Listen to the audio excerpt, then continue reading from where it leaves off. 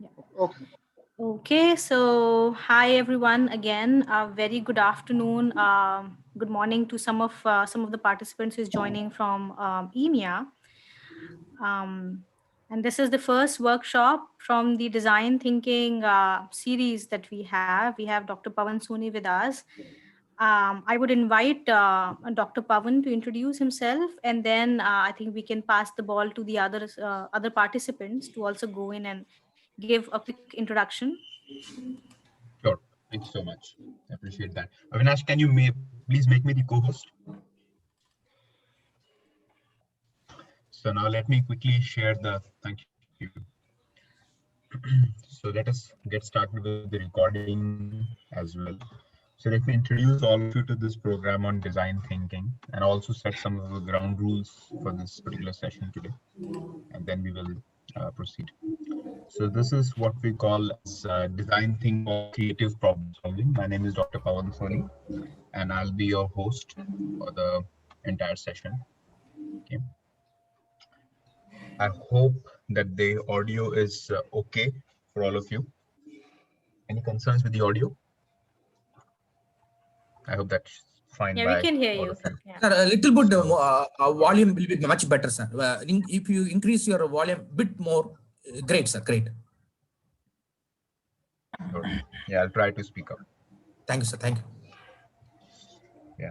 So let us set few ground rules in the session because we have just about 15 hours with us, Yes. and there are more than 30 participants.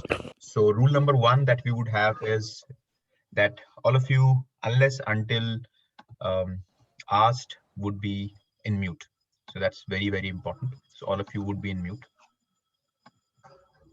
We would keep our conversations primarily on the chat because when multiple people start talking together, it quickly becomes chaotic. So we need to ensure that we are doing it in a very disciplined manner. Also for the introductions, I'll tell you how you would need to introduce yourselves so that we can maximize the amount of time that we are spending on the particular workshop. Okay. Attendance is compulsory for all the 5 sessions. That's very, very important. In case because of some extremely critical reason you're not able to attend any particular day, then you would be provided with the recordings. So please reach out to the team, NHRD team, and they'll help you with the recordings for that particular day. Quickly about me, I run this company called Inflection Point Consulting, which is into strategy and innovation consulting. Then my second program with NHRD, the first one we did was somewhere in the month of July, August. I did my PhD in the space of innovation management and innovation culture from IIM Bangalore. I was in the industry for a very brief time. I was a former innovation evangelist with Wipro. Currently, I'm teaching at ISB Hyderabad, IIM Lucknow, and IIM Bangalore as adjunct faculty. Authored a book which was shortlisted for FT McKenzie Brackenbauer Award for 2016. Did my engineering from Jodhpur. Did my PGDI from NITI Mumbai. Consult with large firms. Also, last month was featured by Your Story as the 100 Digital Influence for 2020. I write avidly, spoke at TEDx 5 times, and I quote startups. The more recent advent has been the book on design thinking. This is the book. Now, all of you will be getting a copy of this book as a part of the program. Please hear the instructions very, very clearly so that there is no ambiguity in the instructions.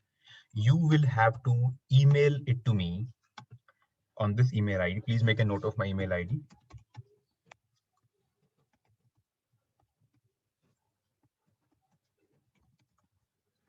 This is my email ID, pawan.soni@inflectionpoint.net. You have to email it to me individually on my email ID by tonight, whether you would like a ebook or a physical copy of the book. Anything is fine by me. Okay.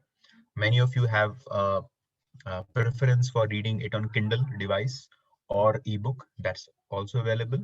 And if you want a physical copy, you have to send me your address. Okay. You can write an personal email to me by tonight so that you can get the book by tomorrow or day after tomorrow. Okay, I hope I'm clear with that expectation. So that is point number one.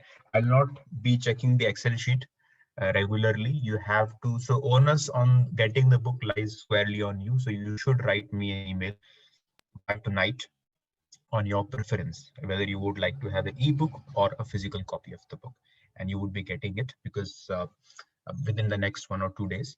And the reason the book is important for all of you is because in the next session, which is on the coming Sunday, we would be referring to some of the specific chapters from the book. So I'll also tell you which chapters of the book you have to read. So I hope that expectation is clear. Why this book? So this book is pretty much encompasses what we will be discussing as a part of this particular program on design thinking. This has more than 30 case studies from various organizations, India and abroad. We talk about the 5-stage model of design thinking, which is inspire, empathize, and define, ideate, prototype, and test, and then scale. More than 300 workshops have gone into writing this book, plus 50 other research case studies. There are 20 skills which I'll be introducing as a part of this program. In terms of consulting engagement, over the last 15 years now that I have been consulting in the space of creative problem solving and innovation culture, these have been some of the organizations that I've had the privilege to consult with. So I would try to draw in examples and experiences from corporate engagements, research, and innovation culture. As I understand, not everybody in this audience is from an HR background, which is absolutely fine. In fact, I always solicit diversity pretty much. And what is required is we have a tremendous amount of diversity in our audience. That's absolutely critical. Now, the very critical, before I open up the discussion, the very, very important thing are the ground rules. First and foremost, please understand these ground rules. Point number one, this is a certification program, okay? And what I mean by certification program is you do not get a certification of participating in the program.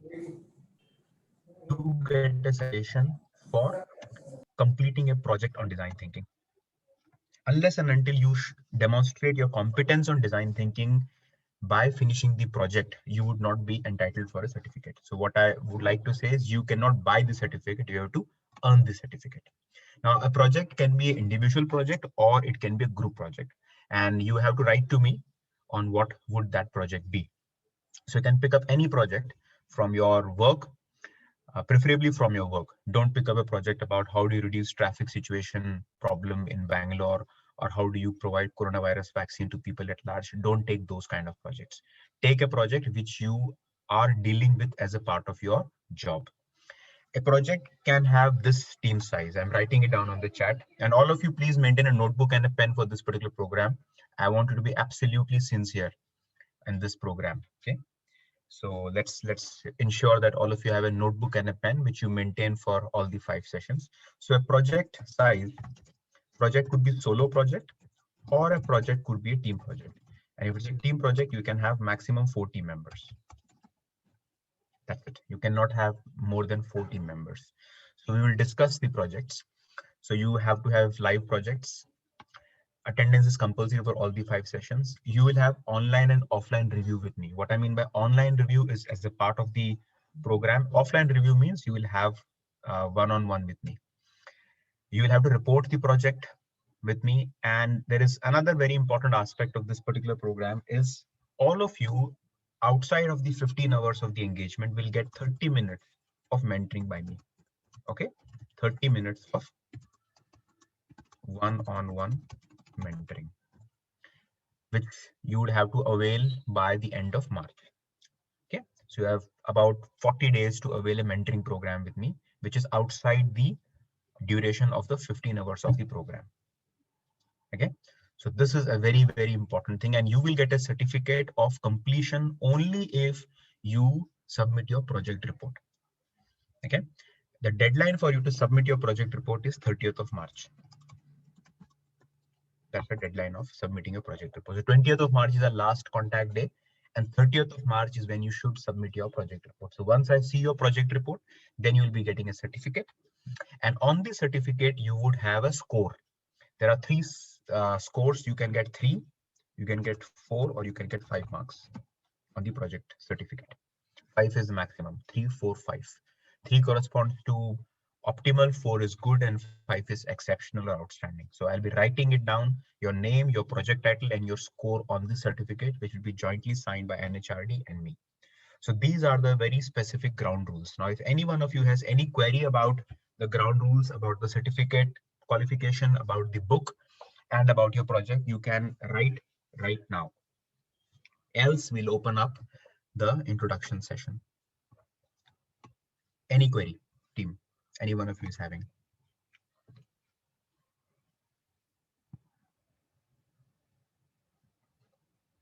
You can write your query on the chat.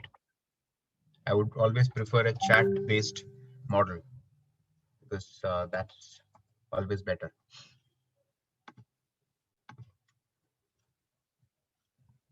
I suspect there is no question.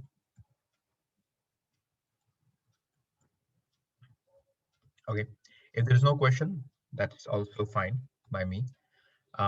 It's pretty straightforward, it seems. Yeah, so let us talk about the projects one-on-one. Srini, we'll talk about the projects on the email. Okay. So when you write to me on the email tonight about the book, a preference and the address, etc., you can also give me a sense of what project would you like to. Manoj had asked a question.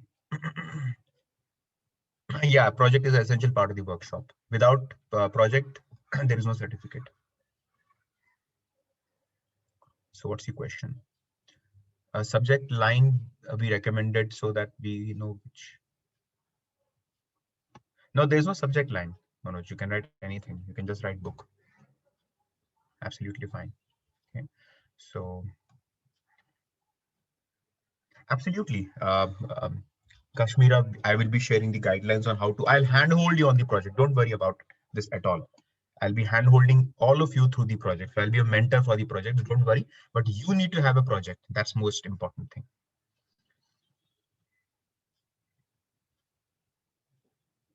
Yeah. So you can decide, Michael. You are all on WhatsApp. You can talk to each other, get a sense of the project. So I'll leave the project titles to you. Usually, if you are teaming up, it's best that you team up within the same company. Okay, so that you have a coherent project, but the project title has to be agreed upon by me.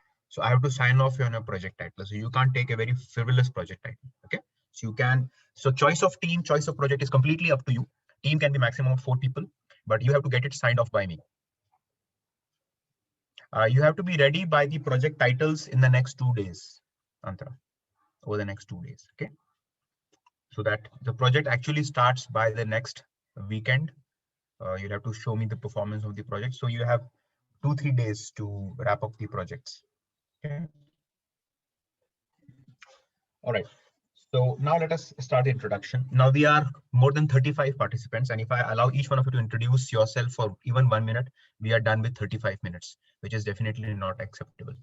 So what I would want is, in the benefit of time, each one of you can introduce yourself on the chat. So what might be benefited by all of you is if you introduce yourself briefly, talking about you, your organization, and your expectation. So 3 things. So I'm just writing down the format: you, your title, firm, and expectations. Go ahead, guys, on the chat. Please introduce yourself on the chat. We'll save a lot of time this way.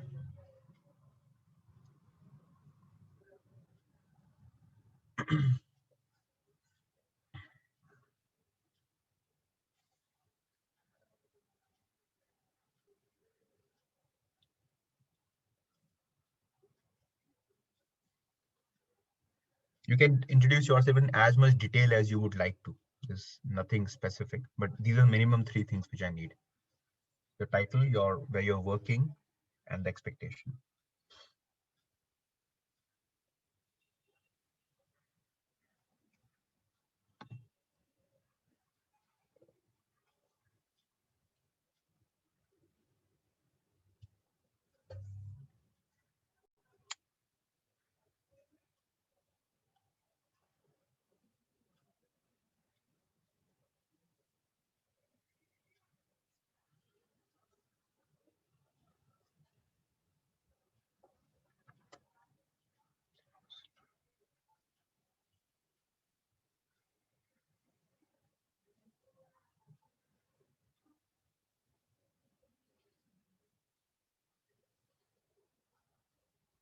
Don't forget to write your expectation from the program because that is handy for me.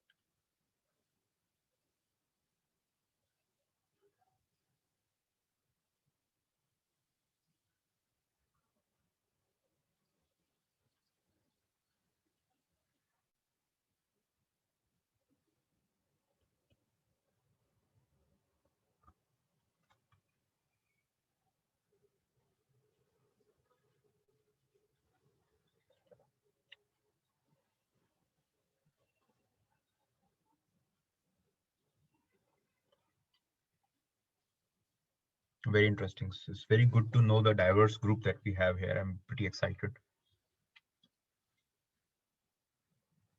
All of you, please read all the introductions. Try and see that. It'll be handy.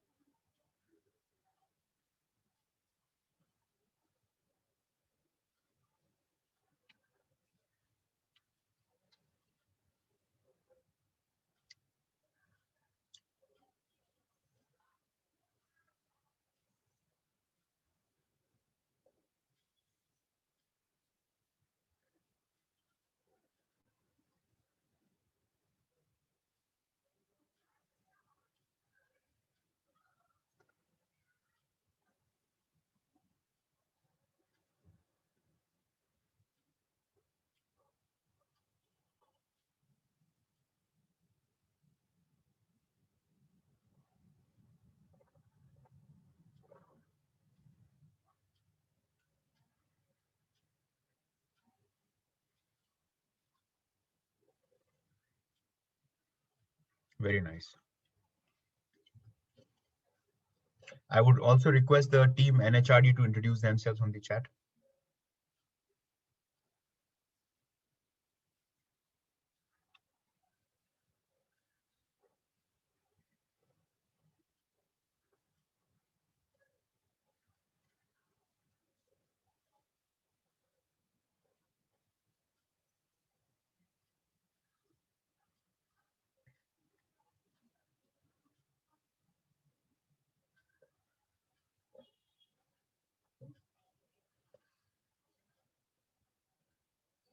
Lovely. Um, so, Nikita, may I request you to please make a record of the attendance?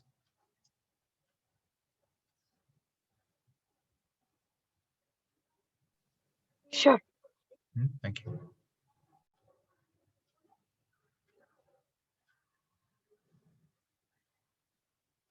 So, Nikita and Avinash, if you don't mind, please introduce yourselves as well to all of us on the chat.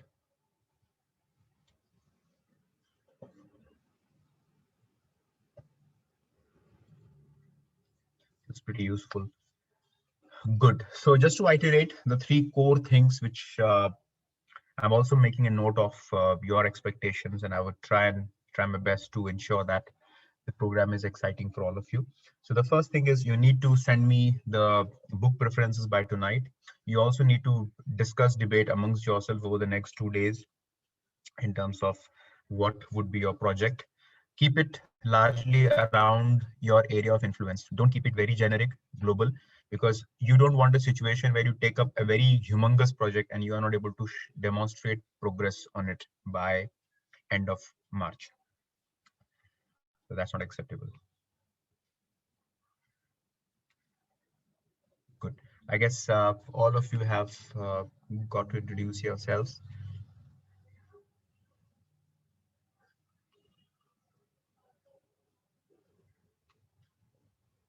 Nice. In terms of the expectations which I had from this particular program, which I thought would be very useful to, um, you know, rally around, is these. These are the core expectations. In terms of presence, slides which are specific to our discussion. So but that should not absolve you from taking notes.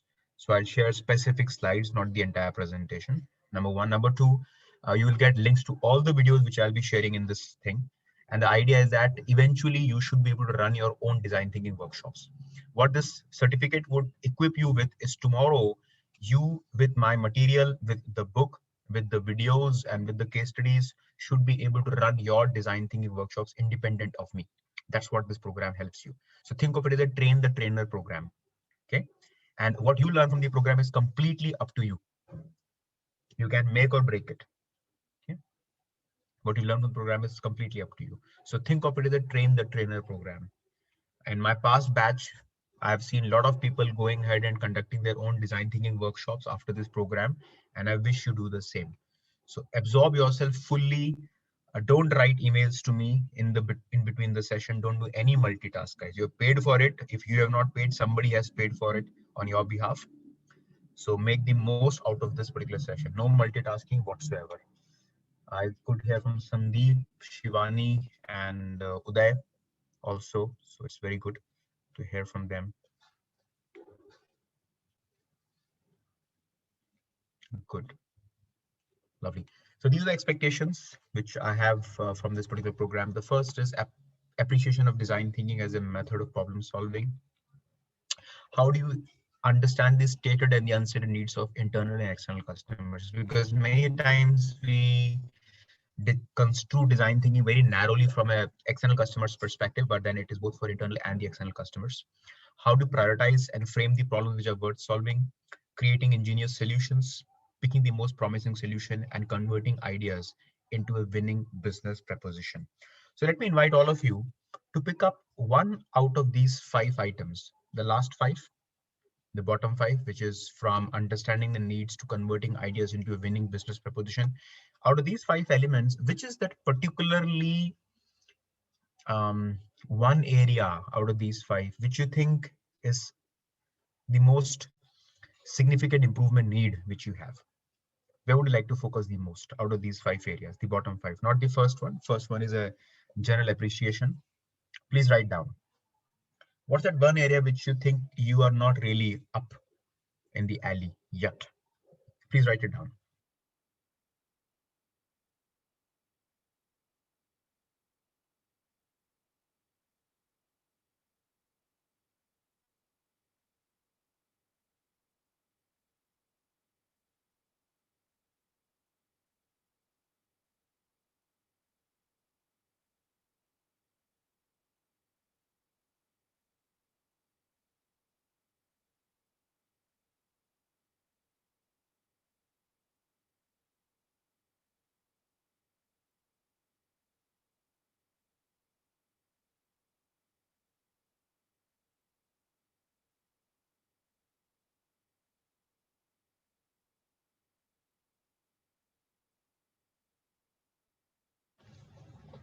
Team, you have to pick only one. Damodar, Asha, Manoj, pick one. You can't pick all. You have to pick one. Think hard.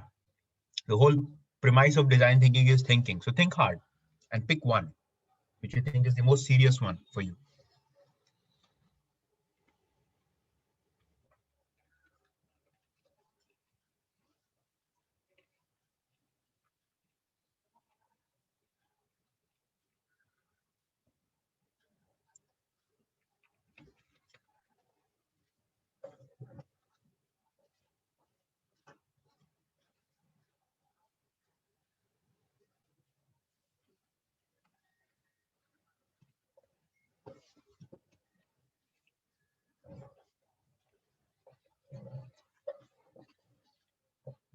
This is good. Very good. I think the most recurring issue is understanding the problem followed by prioritizing the problem. And what is very interesting to note, and I would also want you to note it down, is that we do not struggle with solutions, isn't it? Hardly people said that I need to generate solutions systematically. Most of the issue is what do you do with those solutions? Or what is the problem for which you have to look at the solution, isn't it? So what we need to understand is that there is no dearth of ideas in the real world. Look at all these answers, all of you. Very few, except one, everybody else talked about beyond the ideas. Only one person spoke about the ideas, which is, yeah, Jagan, Jagjeevan. So except Jagjeevan, nobody else spoke about the ideas, which simply means that we do not have challenges with ideas. What we have is a challenge in terms of what is the idea for and what do we do with all those ideas. And that's what design thinking is all about. Design thinking is to pick the most serious problems which you would like to pretty much address. Now let me call out some of you. And so let's start with Antara. Antara, if you can please unmute yourself and tell us that what is in your understanding a good definition of design thinking. Go ahead, Antara. Please unmute. Yeah, hi. Hi, Pawan. Hi, everyone. So, according to me, for me, design thinking is when I have a problem, how to think and how to think in a way to solve the problem in the most simplest way. Okay. That is design thinking for me. Sure. Okay, Uday, please unmute and tell me that why do we need design thinking? What's your understanding? Hi everyone. We need design thinking basically because the way the world is moving. So there is no straight cut solution for any kind of problem which we come across. We need to think differently so that a single problem will have a Lucifer effect in different areas. So since we are into a kind of VUCA world, we need to think differently and apply solutions which will cover up most of the areas which may come up in future. Very good point. For the sake of our audience, would you like to explain what VUCA means? What does VUCA stand for?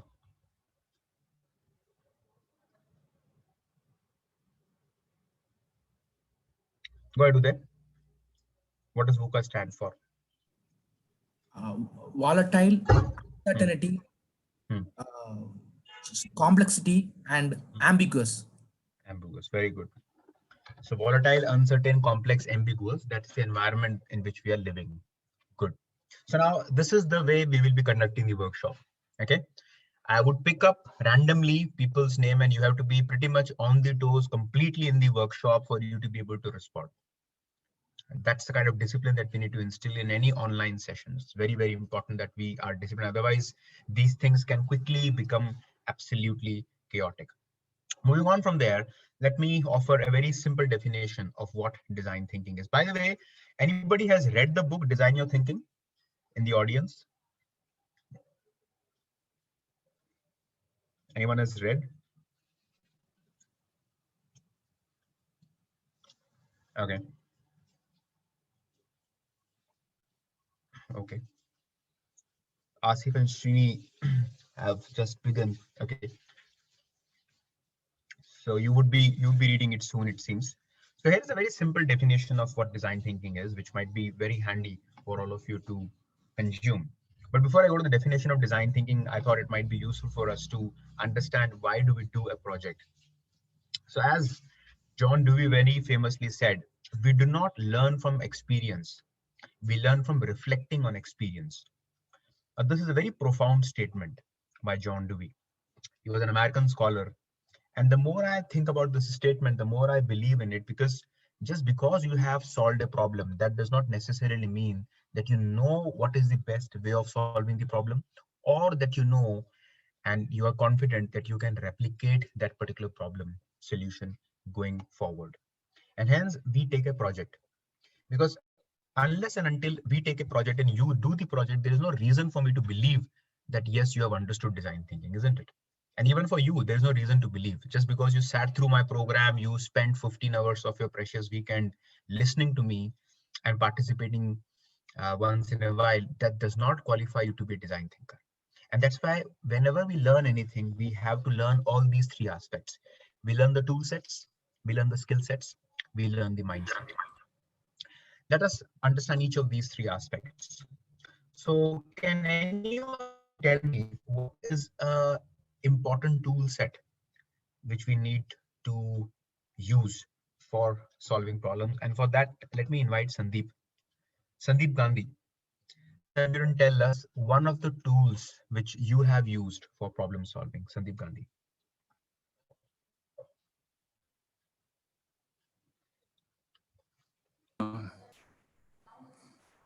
For problem solving, we have been using the innovation methodology only. So, So we any specific tool you can name? 3-gear thinking. So, is first one is frame fan. That's a shift frame. Shift frame, and second one we are talking about challenging the status quo, and the third one is learning from the outside industry. Very good. So these are the tools that you need to use. Yes. So, right. So thinking frame can be pretty much similar to, as we will be discussing, mind mapping. So mind mapping is another tool. Can anyone else name a tool which is useful for problem solving that you have practiced or that you know of? When we have used fishbone analysis and Six Sigma. Very good, Shri. Fishbone also we are using it. Even there are certain DOS tools also we use at our end. Very good. So that's the tool. So all of us understand. Pareto chart, sir. Good. So these are some of the tools that we would be talking about and that you have been using. Now let us look at the skills.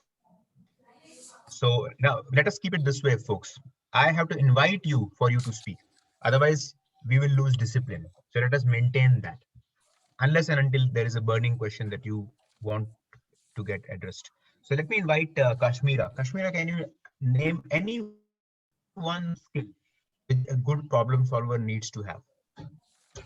Any one skill. So one of the simplest skills, Pawan, that I can think of is just getting the team together and being able to define the problem statement, Very good. Clearly, so that we know what we are resolving. Okay. All right. Aarti, how about you? Can you name another skill that we need to hone to be a good problem solver? Listening skills. Listening skills. Very good. That's a good one. How about Chandrasekhar? Any skill? Yeah, I feel creativity and imagination are the key skills that are very important for problem solving. Okay. Yeah, and Srini writes observation skills. Very good. That's another very important. Now let us come to the more tricky part, which is mindset. Now, Arun, can you tell me what is the difference between a mindset and a skill set? Skill set can be learned. Mindset is what it's built, like you over the experience of past, over the years, you gain that. Very good. Srini, would you like to, Srini Prasad Magal, would you like to explain this? Where you wrote down intent, purpose? Yeah, Dr. Pawan, what I think a mindset is more to what is the intent, what is the purpose, why we want to do what we want to do. This is more of an internal stuff is what I believe, mindset. Very good. So on the chat, if you can, all of you write down, it's iceberg. Very good, Anand. Well said, well said.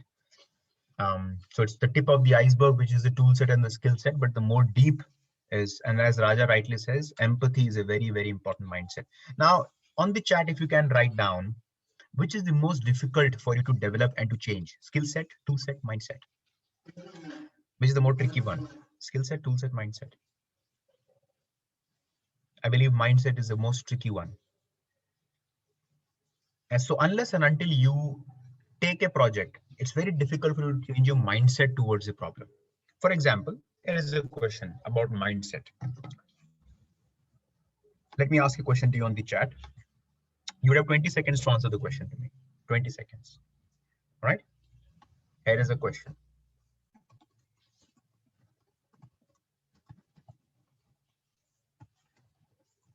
I'm typing the question to you.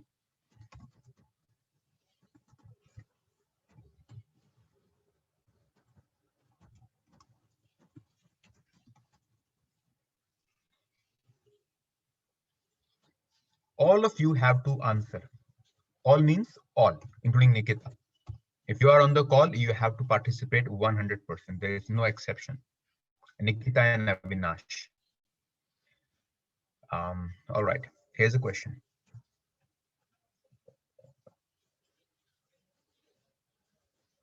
Choose one, A or B.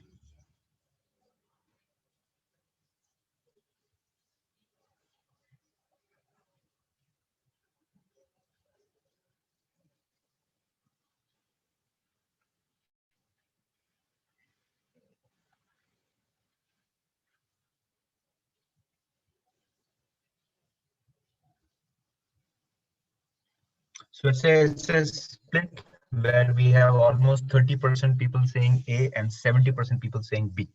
Let me ask a slightly different question with the help of a story. So in the month of February 2020, it was actually my last physical design thinking workshop. I was doing a workshop with this company called Marico. I'm sure all of you must have heard about the famous product of Marico called Parachute Hair Oil. So I was in Coimbatore, Tamil Nadu, and we were doing a workshop with Marico on design thinking. And this was a very engaging workshop because we were looking at people from the farmer community and the CSR arm of Marico, the people from the manufacturing plant of Marico in Coimbatore, etc. And this was a workshop which was partly in Tamil, partly in English, though I don't understand Tamil, but it was fun to get it translated. During those 2 days of design thinking workshop, we generated close to 500 ideas. Obviously, we can't take those 500 ideas forward. So we would need to take the more amicable size, and through some fusion of ideas, we reduce the total number of ideas from 500 to 50. So my question is this: which of the 250 ideas are good? A, when I go from 500 ideas and I reduce it to 50 ideas, or is it B, when I start with 0 ideas and I go to 50 ideas? In which of the two cases my final 50 ideas will be of higher quality? A or B? Higher quality.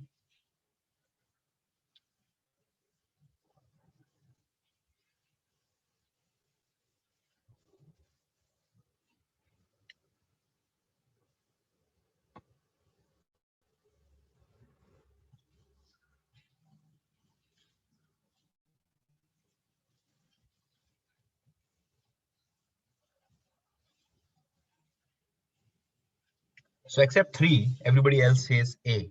Antara, you said B. Can you explain why B? As you said that we need the ideas which are the best ones. So the lesser the ideas out of 50, when we are secluding it, then I think that would be the more meatier ones and the more which can be applicable. That was my thought in quickly. Yeah, so when I go from 500 ideas to 50 ideas versus when I go from 0 ideas to 50 ideas, my final ideas are only 50 in both the cases. But you are saying when I go from 0 to 50, I'll have high quality ideas. Is that what you're saying? Perhaps I've not understood your question. The question is, I need 50 ideas. There are 2 ways to get to 50 ideas. One is I generate 500 ideas and then I select the 50 ideas either by eliminating them or by combining the ideas. Second is I straight away pick my first 50 ideas. Which of the two conditions will I have better quality of ideas? No, then I go with A. And okay, and we have Panini and Nikita. Any one of you would like to explain why B? So Pawan, I can go. This is Panini.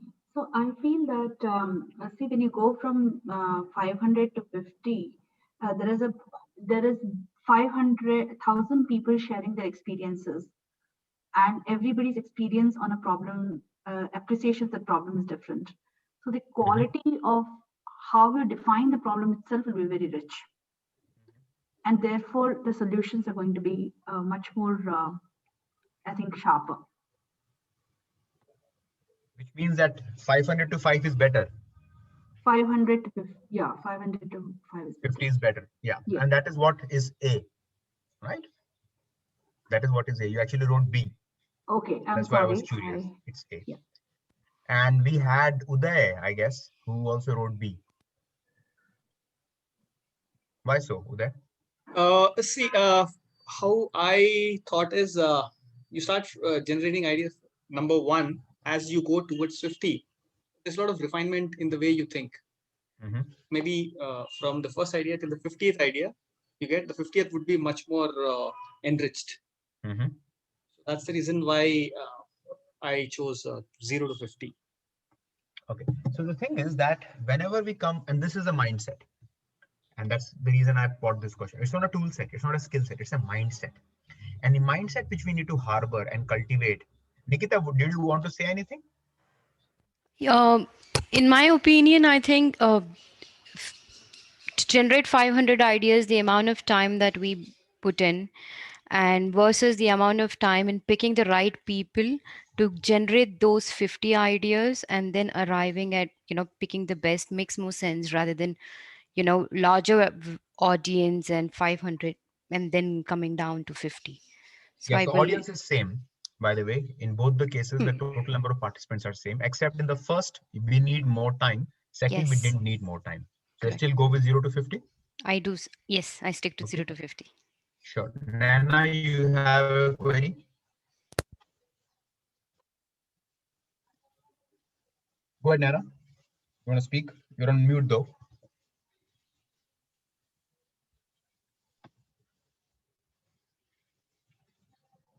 And that's why I want to bring home this very critical point that whenever it comes to ideation, the best ideas come from a lot of ideas. And hence a good mindset and a critical mindset that we need to hone is in or during ideation, quantity leads to quality. So if you want to have good ideas, you need to have a lot of average ideas. Now, again, if I revisit my question was what? My question was, let me type my question again. The original question which I'd asked you, in which I got a 30-70 split. If I scroll up, I got the question here. My question at 238 was this. And most of you actually, the question was a few good ideas, and B was a lot of average ideas. Fluency leads to accuracy. Good point, Sandeep. So a few good ideas versus a lot of average ideas. And those of you who actually chose A and did not choose B, so the right answer is of course B, because a lot of average ideas lead to few good ideas. What is the most disturbing word in the B statement? What is the most disturbing word which actually pulled you towards A? The word is average. Average is the most disturbing word, isn't it? And you must be thinking that how can average ideas make amazing ideas when this is counterintuitive? But the point is, think about this very clearly and let me know if you understood it. Only if you are willing to start with average ideas is when you would be having a high number of total ideas. And that's why average is important. You can never have great 100 ideas. You can only have great 2 ideas.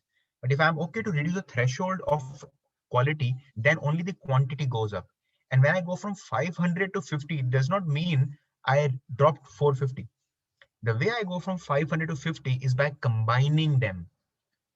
It's not by eliminating them. So this is the mindset that is very, very critical. For example, if you look at great writers, great movie makers, or any artist who has done some amazing work, the key to doing amazing work is to do it a many number of times. Because multiple average ideas, when fused together, can give you amazing ideas. Okay. So, yeah. So that's where the average is absolutely okay. You don't have to have amazing ideas all the time because it might lead to burnout in certain cases. So it's absolutely, so this is a very critical mindset that we need to have. And the reason I asked the question to you is because I want to really understand that what is the current mindset that we have about ideation. Am I with you on this thing?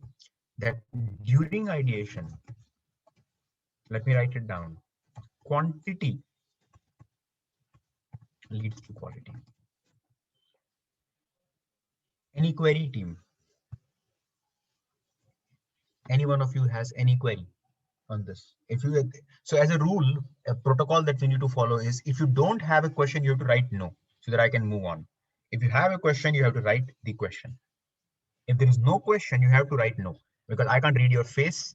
I cannot see your body language. I cannot wait for you also. Time is premium, folks. I'm very, very careful about our time. We are looking at 100, yeah, 3 hours, close to 100 man hours per day of investment. It's a very premium time. So we can't waste time like this. Okay, cool. So we are all clear. So that is the real mindset level change that we need to develop. And most people do not have that mindset. What do they want? They want two great ideas. They want one, silver bullet. There is nothing called silver bullet. It's always a series of small ideas that make it together to bring that real power into something. Keep that in mind. So you as a leader, you as a manager should never expect your team members to give you one amazing idea by the end of the day, because there is nothing called one amazing idea. Okay. So that's what we need to bear in mind. Now let's go to design thinking, and that's why we need the project. Let's go to design thinking for a moment. So what is design thinking? A simple understanding of design thinking and a working definition which I would like to offer to all of you is that design thinking is a human-centric systematic approach of problem solving. Okay, human-centric systematic approach of problem solving. Now there are three keywords that spring out. The first is human centricity. The second is systematic, and third is problem solving. Now, what I want to emphasize on in this particular session today is that design thinking is not the only or the best way of problem solving. Okay, the only or the best way of problem solving, but design thinking is an emergent way of problem solving because it is human centric. Before I go on, let me go to Raja's question. Raja, would you like to unmute and ask if that's a question or a comment?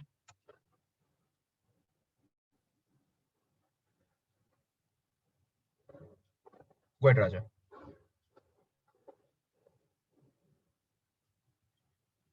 I can't hear you though.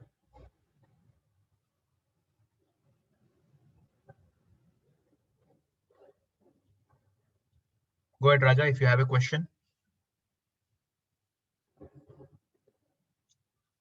Oh, some problem with the audio. So at the first place, we don't know what is good and average. Okay. So this is a good point. I completely agree with you. And that's the reason why we need to reduce the threshold of goodness to begin with. Okay. And another question to all of you. Suppose I have, so answer this question to you. To me. Suppose we have 30 minutes, 30 people, and 30 ideas. Okay. Which is basically one idea per minute we are generating. Komal, I'll come to your question in a moment's time. It's a good question. Let me come back to you. 30 minutes, 30 people, 30 ideas. Basically, I'm generating one idea per minute. Okay, not per person, one idea per minute. Which of the bucket of ideas will have the highest quality? A, 1 to 10, B, 11 to 20, C, 21 to 30. My question is, which of them will have the highest quality? The quantity is same, 10, 10, 10. Which of the buckets will have the highest quality of ideas? A, B, C.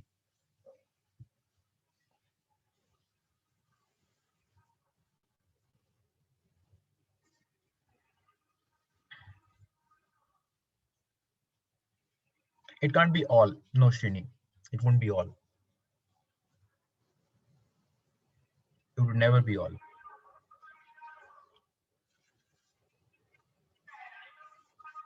A, B, C? Which of them will have the highest quality?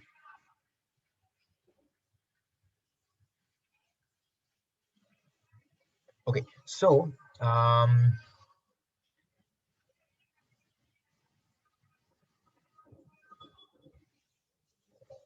A, B, C.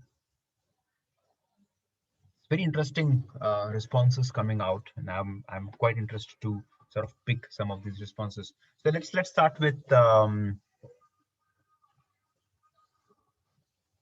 it's a good point, apparently, confirmatory biases. Fair point. I won't argue there. Okay, let's hear from Kashmira. Why do you say A, Kashmira? Why A will have the highest quality? Probably, I mean, I'm thinking A will have the highest quality because that's when people will actually start, thinking and probably will spend a little more time on the idea. Or I said I'm not one sure. idea per minute. One idea per minute we are generating.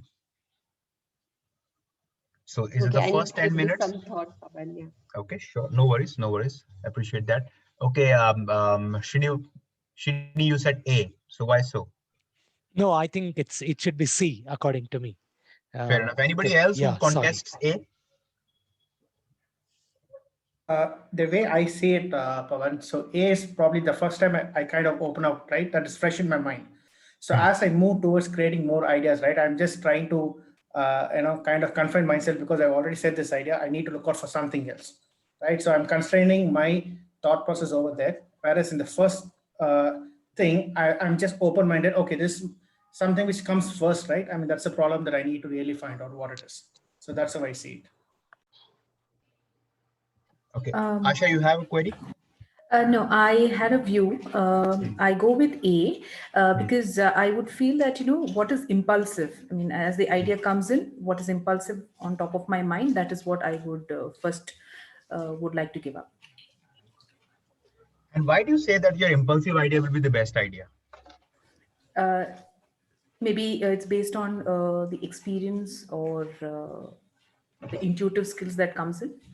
Okay, good. Now, let me answer the question which has been asked to me, that how do you really qualify whether an idea is a good idea, average idea, or great idea? Okay, for that, I think we need to go back to the definition of creativity. So the industry definition or the standard acceptable definition of creativity is what? Creativity, and please make a note, all of you. Creativity is the ability to generate ideas which are both novel and useful. Okay, novel and useful. All right. Now, an idea which is high on novelty and utility is considered as a high quality idea, whereas an idea which is low on novelty and utility is considered as a low quality idea. So my question to you is this: the first idea that comes to your mind, will it be high on novelty or low on novelty? You can write down high or low. Usually, whenever you encounter a problem, the first set of ideas that will come to your mind, will they be high on novelty or low on novelty?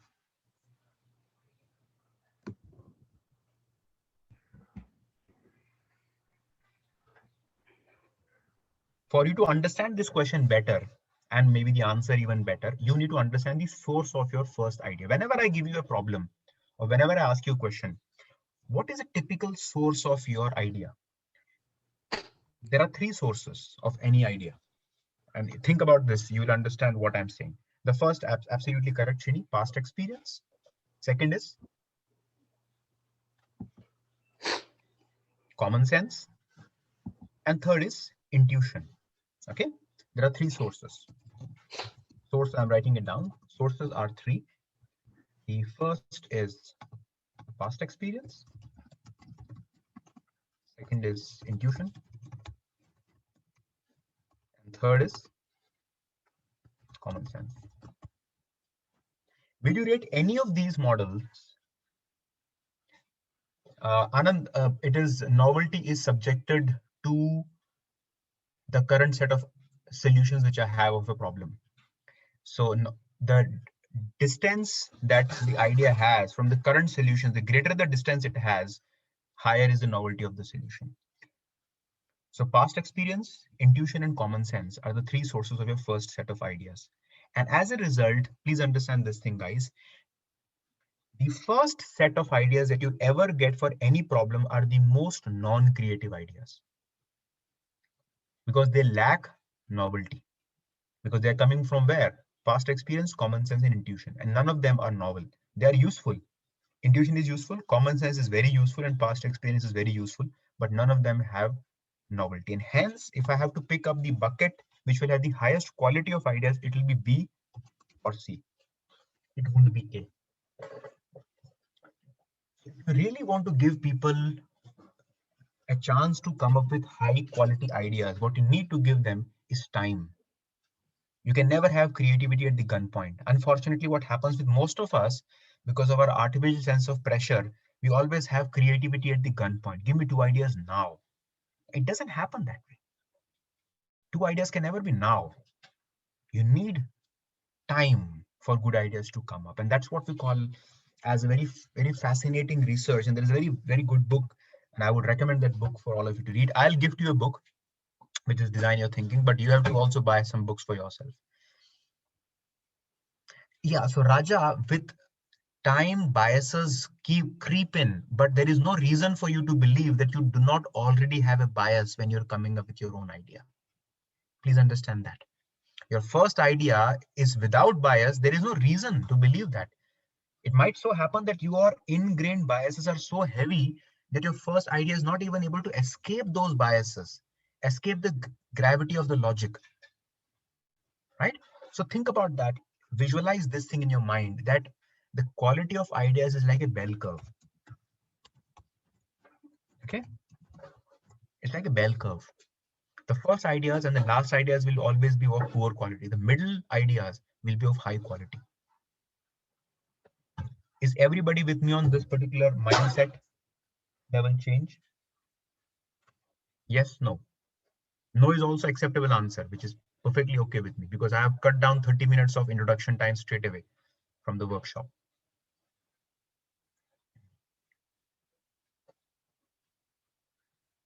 Yeah, be very, very clear about that.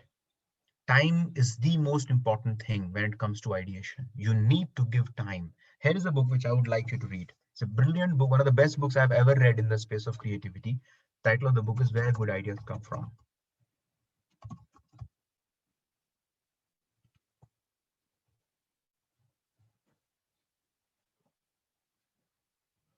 Where good, anybody has read this book, Where Good Ideas Come From? Any one of you has read the book? So in the course of design thinking, I would be telling you 20 books on creativity and design thinking. And my recommendation is at least buy one out of those 20 books, but make a note of those 20 books. So all of you make a note of this book. That's by Stephen Johnson. One of the most amazing books I've read on creativity. And in this book, Where Good Ideas Come From, Stephen Johnson introduces us to a concept called slow hunch. Slow hunch. Slow hunch means that you need to sleep over a problem to come up with brilliant ideas. Your first idea, your second idea, third idea is not going to crack it up. You need to really allow. So I hope all the questions that you have raised so far have been answered. If I didn't answer any question, raise it now. I sincerely hope your questions are answered.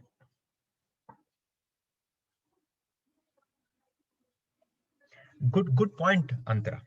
If you get amazing ideas first time, you would get even more ideas if you give yourself more time. Am I making sense? Give yourself time, and that's where, see, what happens is if your first idea is highly novel, and if you give it more time, then your second, third ideas will be novel and practical. Okay, so both of these things are going to happen, novelty and practicality, except that most of us do not give ourselves so much time. That's the problem with us. We are running from one problem to another problem to the third problem, and in the end, when you look back, you really realize that you haven't really achieved much. So the key to design thinking is this. The key, I'm writing it down so that you can also write it down. The key to design thinking is slow thinking. think slow. Think slow. Don't think fast. Think slow. When you think slow is when you think. When you think fast, you're not even thinking at all. Think slow. So here is the second book for all of you, which is an amazing piece on thinking skills. The book is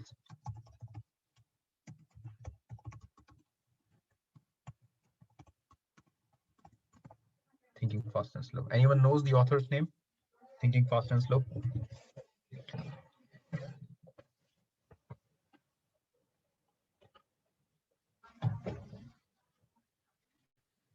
Very good. Manoj and Priya. Not Goldman, Raja. Kahneman. That's Daniel Goleman, which is your emotional intelligence guy. That's Daniel Kahneman. That is your, what we call as behavioral economics. It's a brilliant book, guys. So far you have two book titles. Everybody in the call, everybody should make a note of these books. If you can't buy the book, that's okay. But if you don't at least know about the book, that's not okay. All right. So system one and system, good point, Raja. System one and system two thinking. So pick this book up. It's a brilliant piece. Now, how design thinking distinguishes itself from other models of thinking is by simultaneous focus on three aspects: desirability, feasibility, viability. So what is desirability? Desirability means human desirability. Second is technical feasibility. And third is business viability. Human desirability, technical feasibility, and business viability. These are the three things that we need to look at simultaneously. If any of these three situations are getting lost, then you are not really going in the direction of design thinking, or the total quality or the eventual quality of your particular problem will get, or particular solution rather, would get compromised. So here is a quiz. It's a rapid fire round. I'll ask you questions and I want everybody to chime in. Everybody means everybody. Okay, here's a question. Name a product that failed owing to lack of human desirability. Go ahead.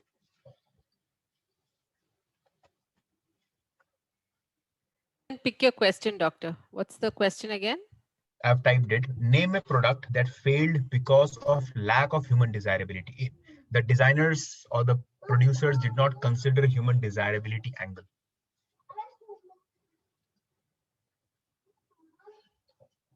Tata Nano, Nokia. Keep going, keep going. Fair and Lovely, BlackBerry, Kodak.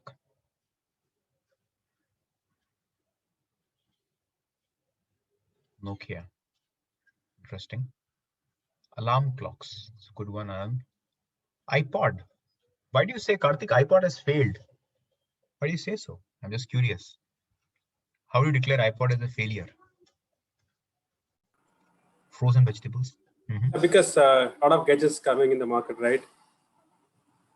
Okay. That's helping us to storage the songs in some iPod. Sure, sure. Okay, Prabhu, please explain the Google Glass case for me.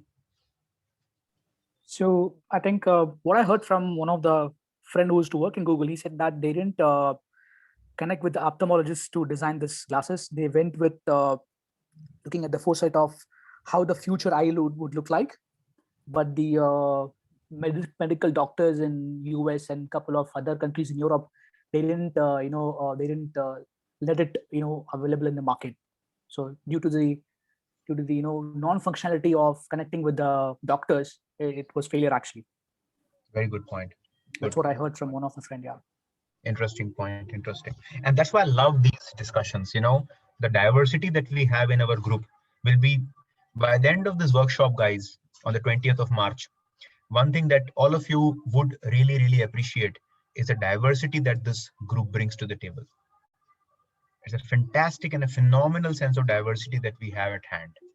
And that's what all of us crave for. So don't miss out a chance to embrace diversity.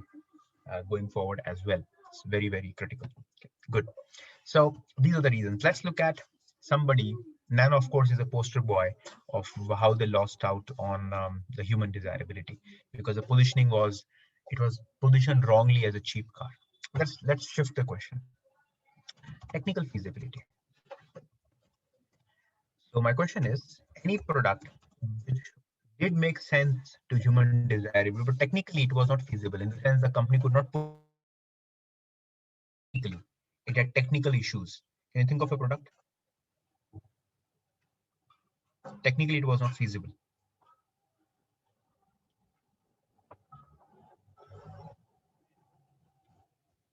I think self-driving car is a good one, Prabhu. It's a good one.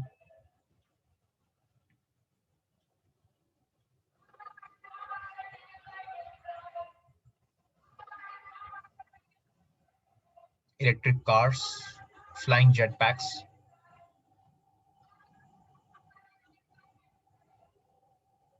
Amlodipine molecules for treatment. Anand, can you throw some more light on this? Dr. Pawan, yeah, thank you so much for that. So amlodipine is the key molecule to treat the hypertension diseases. But in the late 1970s, when the research were on, they have found out that because of consumption of amlodipine, the human body used to react, which gets elephantiasis and the related, I would be saying, the diseases as a side effect. And later on, in the early 80s, they have developed the S-amlodipine, which is the higher or the technical version graded, which is used for today's, whenever you go for hypertension diseases, they use the molecule as S-amlodipine. That's the one for that. Okay, okay. So technically it was an unsafe molecule. Okay. Yes, it was. Yeah. Yeah, I think some of the amazing examples, autonomous car. So anywhere where technology was not reliable will fall under the category of technical feasibility being unproven. The third question is business viability. What I want to understand is a product which customer loved, you could execute it technically also, but business wise, it never made any sense for the company. Business viability.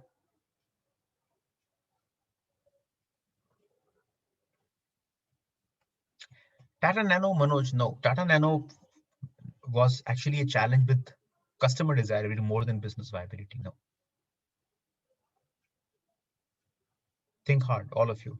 We have some amazing examples from Indian Airlines industry, actually, of business viability.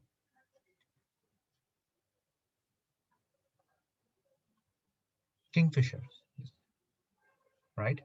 Kingfisher is a good example of lack of business viability. Can anyone think that Kingfisher did not have great customer experience? I doubt. Some of the best customer experiences you would have ever had was with Kingfisher in terms of food, etc. But business wise, didn't have any living in Mars. So cool. Kingfisher is a good example. So a good solution is one where all the three conditions are met.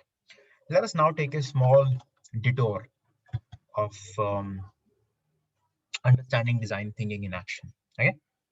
So here is how design thinking really works. So I'm going to roll a video for all of you and watch this video very carefully and take notes. You need to take notes. It's very, very important for you to take notes. Take notes. And towards the end of the video, one rule is whenever a video is on, you should not chat on the chat box. Don't write anything on the chat box, because human mind cannot do multitask. At least in my class, it's not acceptable at all. So when the video is on, no action should happen anywhere, except you should be riveted to the video at hand. So here is a video on how design thinking really works. So no more chat, please. Focus on the screen.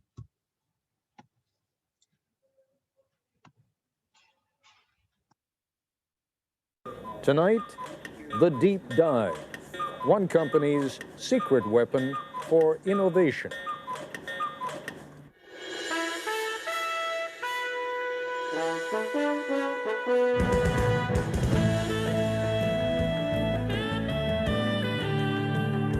We went to IDEO, the product design folk, and said, take something old and familiar, like, say, the shopping cart, and completely redesign it for us in just 5 days. ABC News correspondent Jack Smith tells us what happened next. 9 in the morning, day one, and these people have a deadline to meet. So welcome to the kickoff of the shopping cart project. This is Palo Alto, California, in the heart of Silicon Valley, and these are designers at IDEO, probably the most influential product development firm in the world. IDEO has designed everything from high-tech medical equipment to the 25-foot mechanical whale in the movie Free Willy and the first computer mouse for Apple. Smith ski goggles, Nike sunglasses, NEC computer screens, hundreds of products we take for granted. The point is that we're not actually experts at any given area. You know, we're kind of experts on the process of how you design stuff. So we don't care if you give us a toothbrush, a toothpaste tube, a tractor, a space shuttle, you know, a chair. It's all the same to us. We want to figure out how to innovate by using our process, applying it. Project leader is Peter Skillman, a 35-year-old Stanford engineer. Project leader because he's good with groups, not because of seniority. He's only been at IDEO for 6 years. The rest of the team is eclectic, but that's typical here. Whitney Mortimer, Harvard MBA. Peter Coughlin, linguist. Tom Kelly, Dave's brother, marketing expert. Jane Fulton-Suri, psychologist. Alex Kazaks, 26, a biology major, who's turned down medical school 3 times because he's having too much fun at IDEO. Safety emerges early as an important issue. 22,000 child injuries a year, and so they're hospitalized injuries. I mean, there are many others. And theft. It turns out a lot of carts are stolen. As the team works, it becomes clear there are no titles here, no permanent assignments. And the other side gives us a lot of help, says, be safe. I'll give you a big red ball on a post, and that says you're a big guy. If you got a ball, you're a senior vice president. You know, what do I care? The desk, the red ball, it's all the same. In a very innovative culture, you can't have a kind of hierarchy of here's the boss and the next person down, the next person down, the next person down, because it's impossible that the boss is the one who's had the insightful experience with shopping carts. It's just not possible. The team splits into groups to find out firsthand what the people who use, make, and repair shopping carts really think. Okay, go. The problem with the plastic cart is the wind catches it. Yeah. And these things have been clocked at 35 across the parking lot. Oh, man, that's actually a pretty good point. The trick is to find these real experts, and so that you can learn much more quickly than you could by just kind of doing it the normal way and trying to learn about it yourself. From everything I read, these things aren't that safe either, you know? So probably the seat itself is going to have to be redesigned. One of the interesting things for me is looking at how people really don't like to let go of the cart, except for the professional shopper, whose strategy is to leave the cart at various places. 3:30 in the afternoon, and the group is back at IDEO. There is no let-up. Each team is going to demonstrate and communicate and share everything that they've learned today. A shopping cart has been clocked at 35 miles an hour traveling through a parking lot in the wind. We were in the store, 2 hours, and it was truly frightening just to see the kind of stuff going on. You ought to designate some people to make damn sure that the store owner's point of view is represented. After 9 straight hours, the team is tired. They call it a day. So, everybody cool? Well, that's great. Thanks a lot. We had a great time today. IDEO's mantra for innovation is written everywhere. One conversation at a time. Stay focused. Encourage wild ideas. Defer judgment. Build on the ideas of others. That's the hardest thing for people to do, is to restrain themselves from criticizing an idea. So if anybody starts to nail an idea, they get the bell, you know. The ideas pour out and are posted on the walls. Oh, the blind, the privacy blind. Like when you're buying 6 cases of condoms, no one sees. If it doesn't nest, we don't have a solution. Organized chaos. It's not organized. What it is it's focused chaos. Vote with your Post-it, not with an idea that's cool, but with an idea that's cool and buildable. If it's too far out there and it can't be built in a day, then I don't think we should vote on it. Enlightened trial and error succeeds over the planning of lone genius. Enlightened trial and error succeeds over the planning of the lone genius. If anything sums up IDEO's approach, that is it. Worried that the team is drifting, what can only be called a group of self-appointed adults under Dave Kelly holds an informal side session. 4 or 5 teams. 4 or 5 teams, and we give each team a need area. It becomes very autocratic for a very short period of time in defining what things people are going to work on. If you don't work under time constraints, you could never get anything done because it's a messy process and go on forever. Back at the shop, it is 6 o'clock, and the 4 mock-ups are ready for showing. Baskets also can be, if you think you will have more volume, baskets can be put in. A modular shopping cart you pile hand baskets onto. A high-tech cart that gets you through the traffic jam at checkout. That you could mount a scanner on the shopping cart so that you as the customer, as you pull it off the shelf, would scan each item. One that's built around child safety, and another that lets shoppers talk to the supermarket staff remotely. Yeah, where can I find a yogurt? But the adults, again, decide more work needs to be done before the mock-ups can be combined into one last prototype.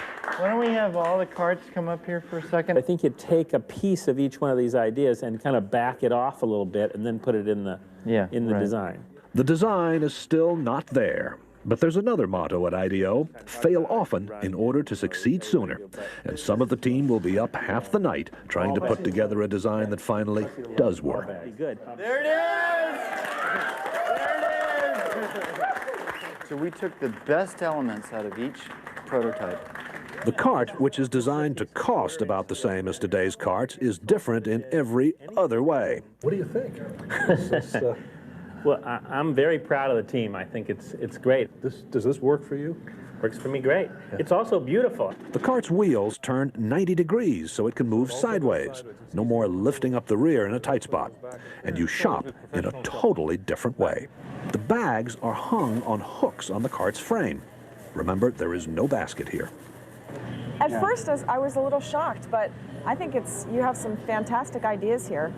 It needs a little refining, but I think that it's great. I mean, we would want them. She also gave us some really good comments about how we can make this thing better. A lot of hours. Also, an open mind, a boss who demands fresh ideas be quirky and clash with his, a belief that chaos can be constructive, and teamwork, a great deal of teamwork. And these are the recipe for how innovation takes place. This is Jack Smith for Nightline in Palo Alto, California. Okay, team. Was the video useful? What do you say? Yes, no? Did you find it useful to understand how design thinking works in general? Good. So here are the questions for all of you. Question number 1. I'll ask you 6 questions. Question 1.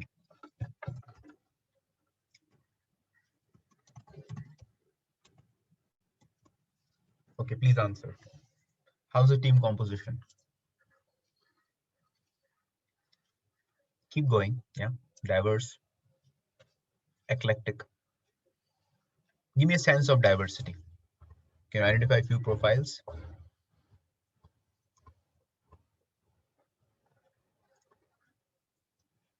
Psychologist, linguist, marketing, biology, non-hierarchical, ergonomics, Harvard MBA. Good point, Anand. Nice schema. Okay, so different disciplines. Question 2.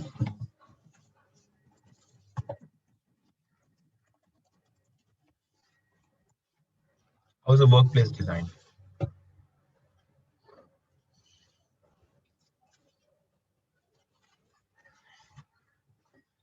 Open, flat, informal.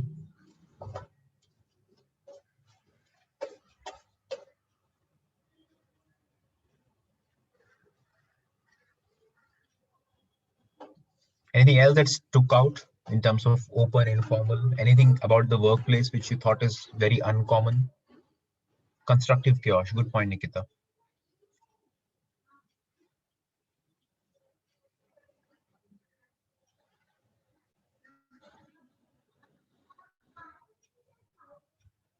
Look at the space. Remember the space? Yeah, 5 years doesn't seem to be right. Good point, Anand. So it was organized chaos, and it had a lot of free space for you to express. Question 3.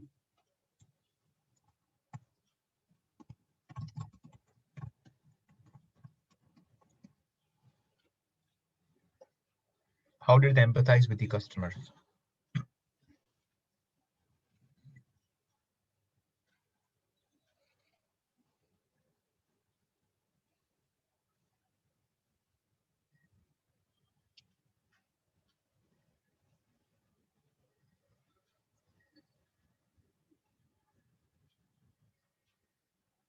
Very good.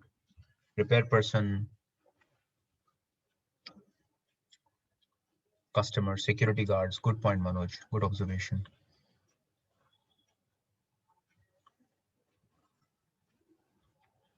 So you went and spoke to the end customers, visited them, discussed with them, observed them, took down notes, took photographs, and came back. And then they shared the findings with the rest of the team. Next question. Question 4.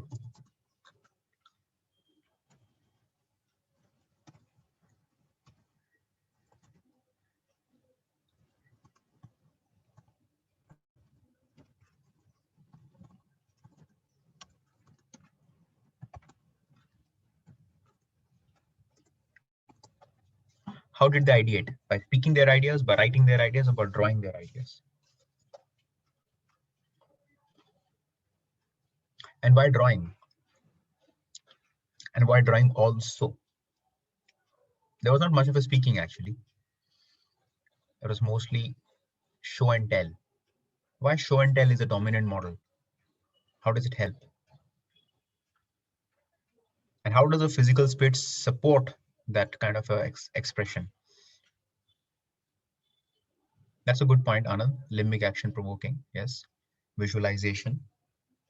So when you visualize your ideas, it not only helps you to articulate, as Nana says, but also helps others understand what you're thinking. So they can almost peep into your mind through your hands. So that's what we say. In design thinking, there's a very famous phrase called think with your hands. Okay? Think with your hands. Please make a note of this as well. Think with your hands. That's how thinking really happens. Let's go to the next question. I think it's question 6. The team that understood the problem generated ideas and did prototype. Were they same or were they different? The folks that understood the problem, generated the potential solutions, and did prototyping, were the same set of people or different people?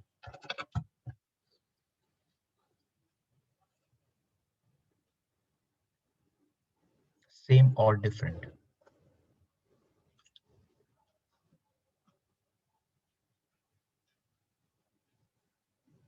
We have fair split in the audience here.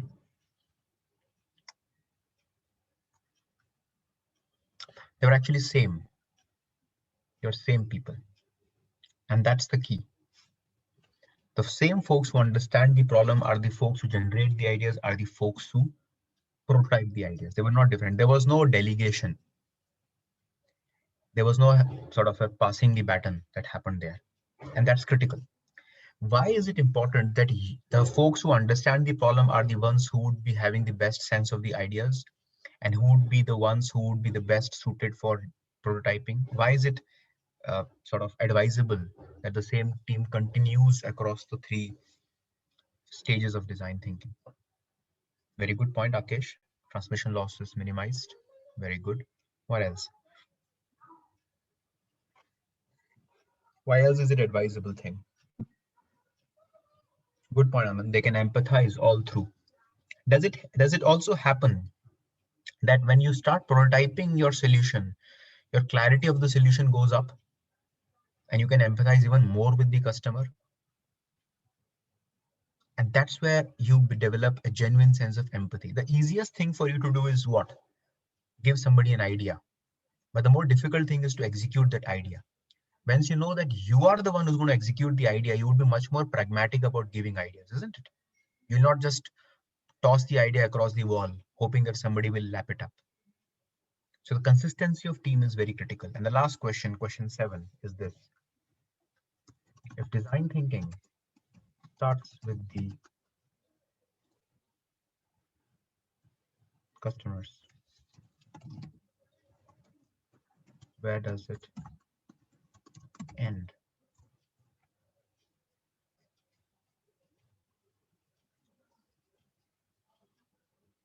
Customers.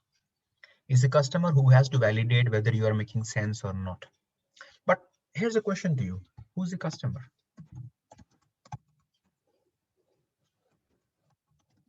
In this case, who's the customer? If I go back to the shopping cart example, who's the customer actually? Is it the end user only? Good, very brilliant point, Hema. Very good point. Is the security guy who is the customer? Is the repair person who is the customer? Business owner who is the customer? Who is the customer?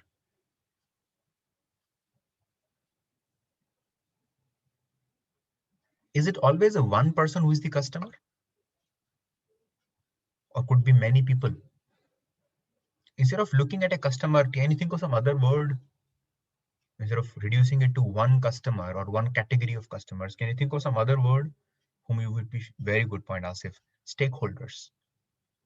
It's about stakeholders. So here's the definition of customer. Just picking up from what Hema said. Who's a customer?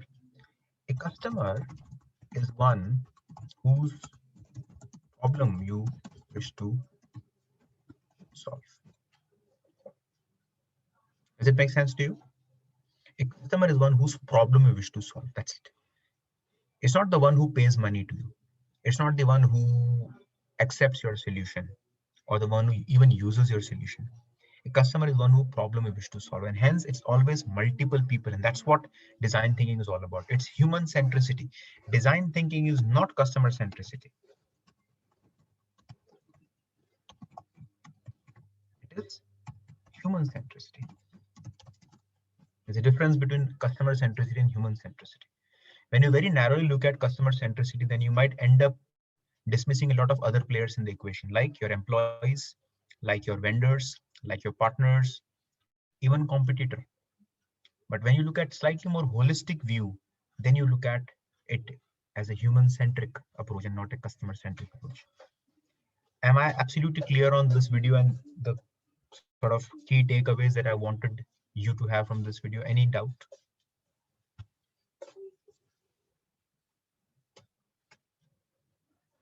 We're good? Now let us go back and understand how we have been solving problems for a living. So the way we solve problems for a living is quite a different approach. We usually resort to a linear model of problem solving, which is called the stage gate model. Okay, so we start with an idea, then the idea goes through a series of screenings, and at every stage, either the idea gets dropped or it survives, which is called pivot or persevere. And finally, we declare victory once you launch the idea. This is a model which is not only time tested, but also very prevalent. It's known as a stage gate model or product lifecycle development model or software lifecycle development model or waterfall model. These are some of the names given to this model, and it is not only in product development, but also many other contexts. So that's where these models have been so prevalent in our corporate milieu, very prevalent in our corporate milieu, except that they don't work. They don't work as well as they should be. Can you all think of some of the issues with this model? Write down. Why does this model doesn't work as elegantly as it ought to? Different people doing different things. User is at the last. Very good, Paneni. Good point. Starts with an idea. Time consuming, not agile.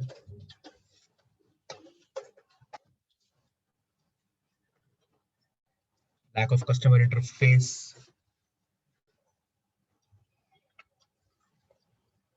Human centricity is missing. Outdated.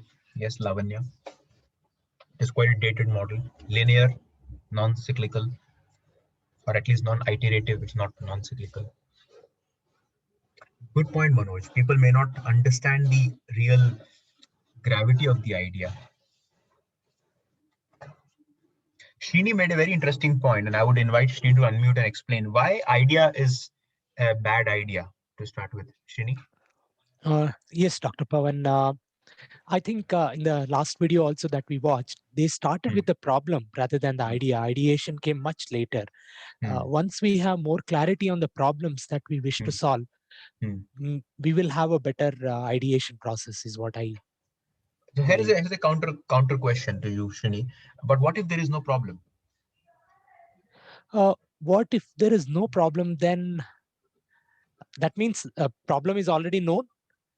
But if the problem is not even there, the customer is very happy.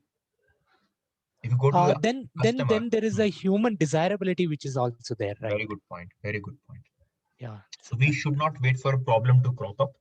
We can look at customers' expectations. As Jeff Bezos, one of my favorite leaders out there, says that customer is always dissatisfied with something, except that she cannot articulate it, isn't it? She may not have the right repertoire or the right vocabulary to articulate that, oh, can I get this? But the moment you offer it to her, she cannot resist it. She can just lap it up. That's why we should not wait for a problem to emerge, but we can rather lap up a solution. Now listen to this very, very carefully, what I'm going to ask you next. A couple of you may have had a elementary understanding of statistics. And in statistics, we have two types of errors, type 1 and type 2. Can anyone throw some light on type 1 and type 2 errors? Can you write down on the chat what's a type 1 error, what's a type 2 error from a statistical perspective?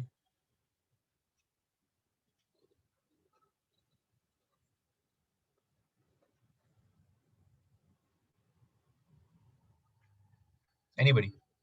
What's a type 1 error? What's a type 2 error? Missing data, okay.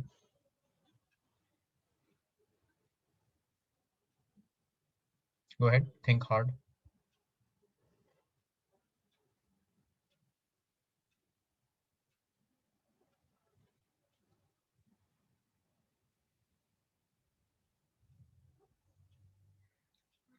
It's related to sample size, yes. Very good, Manoj. False positive and false negative. So type 1 error is called as a false positive and type 2 error is called as a false negative. Okay. In the realm of innovation,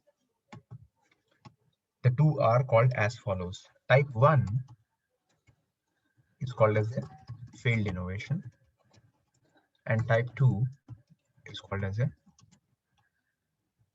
missed innovation. Now tell me, which is a more costly error to make for any corporate, 1 or 2? Failed innovation or a missed innovation? Which is a more dear error to make? Type 2.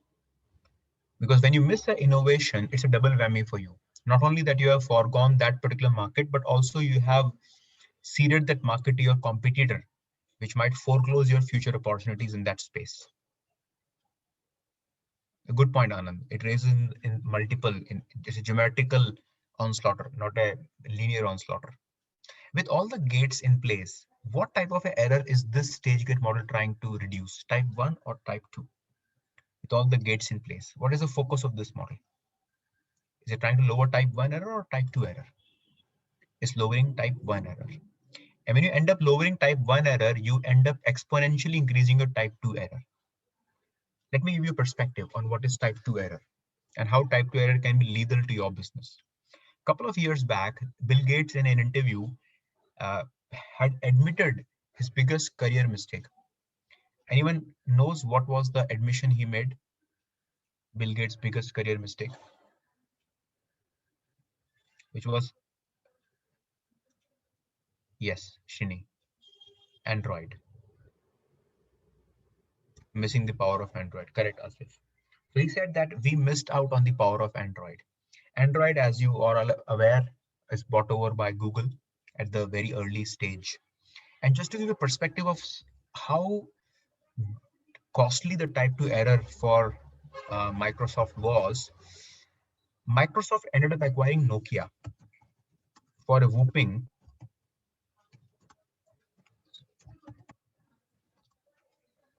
$13 billion. Any idea how much Google bought out Android for? When Microsoft bought Nokia as a redemption mechanism for $13 billion, 500 million. How much did Google shell out to buy Android?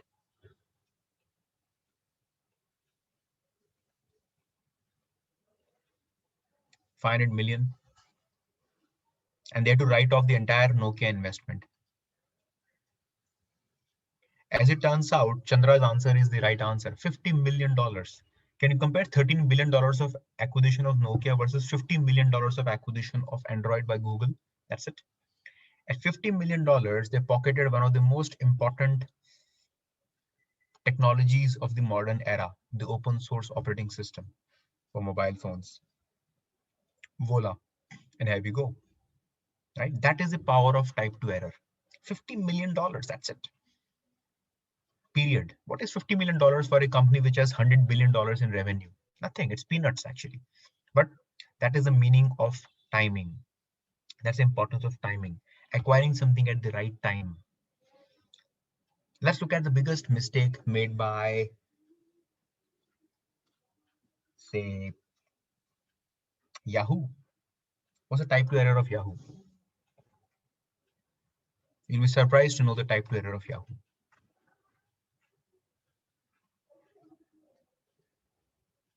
You'll be absolutely surprised to know the type 2 error of Yahoo.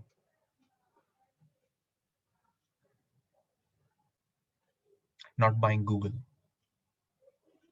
When Sergey Brin and Larry Page were starting Google at the Stanford University in the year 1999, they went to the co-founders of Google, who incidentally were from the same university, Stanford University, and they pitched the company to Google for, hold your breath, $1 million. $1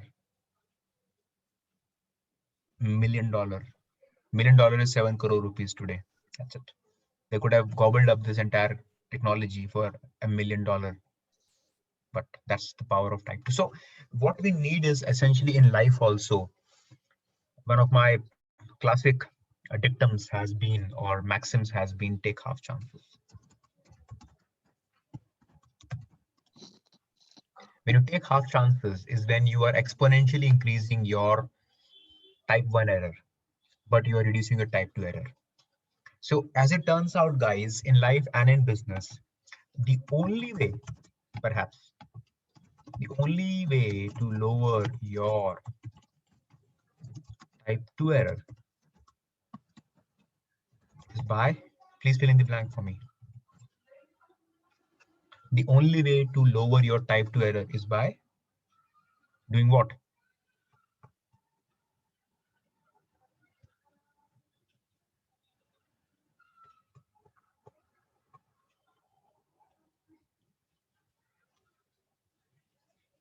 Willing to make more type 1 error. Am I making sense to you? The only way you can reduce your type 2 error is if you're willing to make more type 1 error, which is what? Failed. So what is the kind of model that we need? We need a model in life and in business which encourages type 1 error at the cost of type 2 error. It allows you to fail faster, fail often, fail early. Get the customers involved very closely right from the beginning, and should reduce your unpleasant surprises. Because in business, there is nothing called pleasant surprise. All surprises in business are unpleasant. Businesses don't run on surprises. So the antidote for the entire model is called design thinking. So design thinking is a 5-stage model which starts with inspiration. It doesn't start with idea. Absolutely, Antra. Well said. It doesn't start with an idea. Design thinking starts on the contrary with inspiration. Inspiration means why do we need? And that is what you need to tell me. What is the project which you will take and why does the project inspire you? Then you empathize and empathize with your end customers, define the issue, generate ideas, take those ideas to the anvil, prototype and test those ideas, and finally you take these ideas and scale them up. This is the model of design thinking. Now let me invite all of you to sort of delve into this model. And if I were to invite you to contrast this model of design thinking vis-a-vis the stage gate model, what are the most critical points of departure?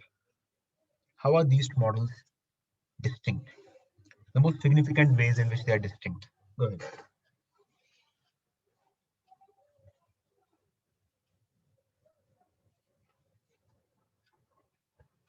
So it's iterative. Good point, Arun. What's the so Anand, how are these two models distinct or different? The one which you have on the screen vis-a-vis the stage gate model. Very good point, Shrini. Starts with a purpose rather than an idea. That's very critical because you can't start with an idea. You can't wait for a problem. You need to have an inspiration.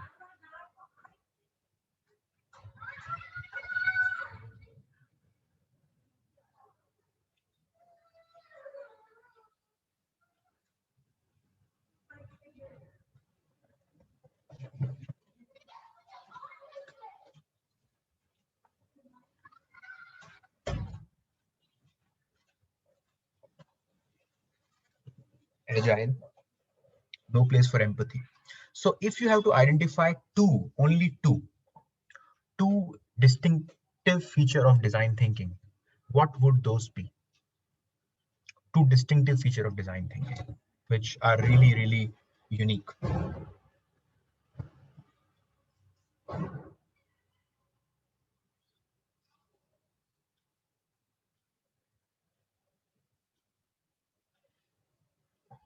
Empathy is one distinctive feature.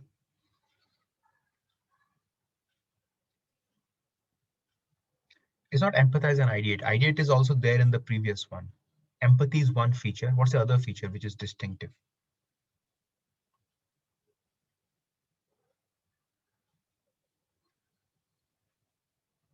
Very good point, Raja. Empathy and iteration. Both these are missing. Think about this hard. You're not empathizing and you're not iterating.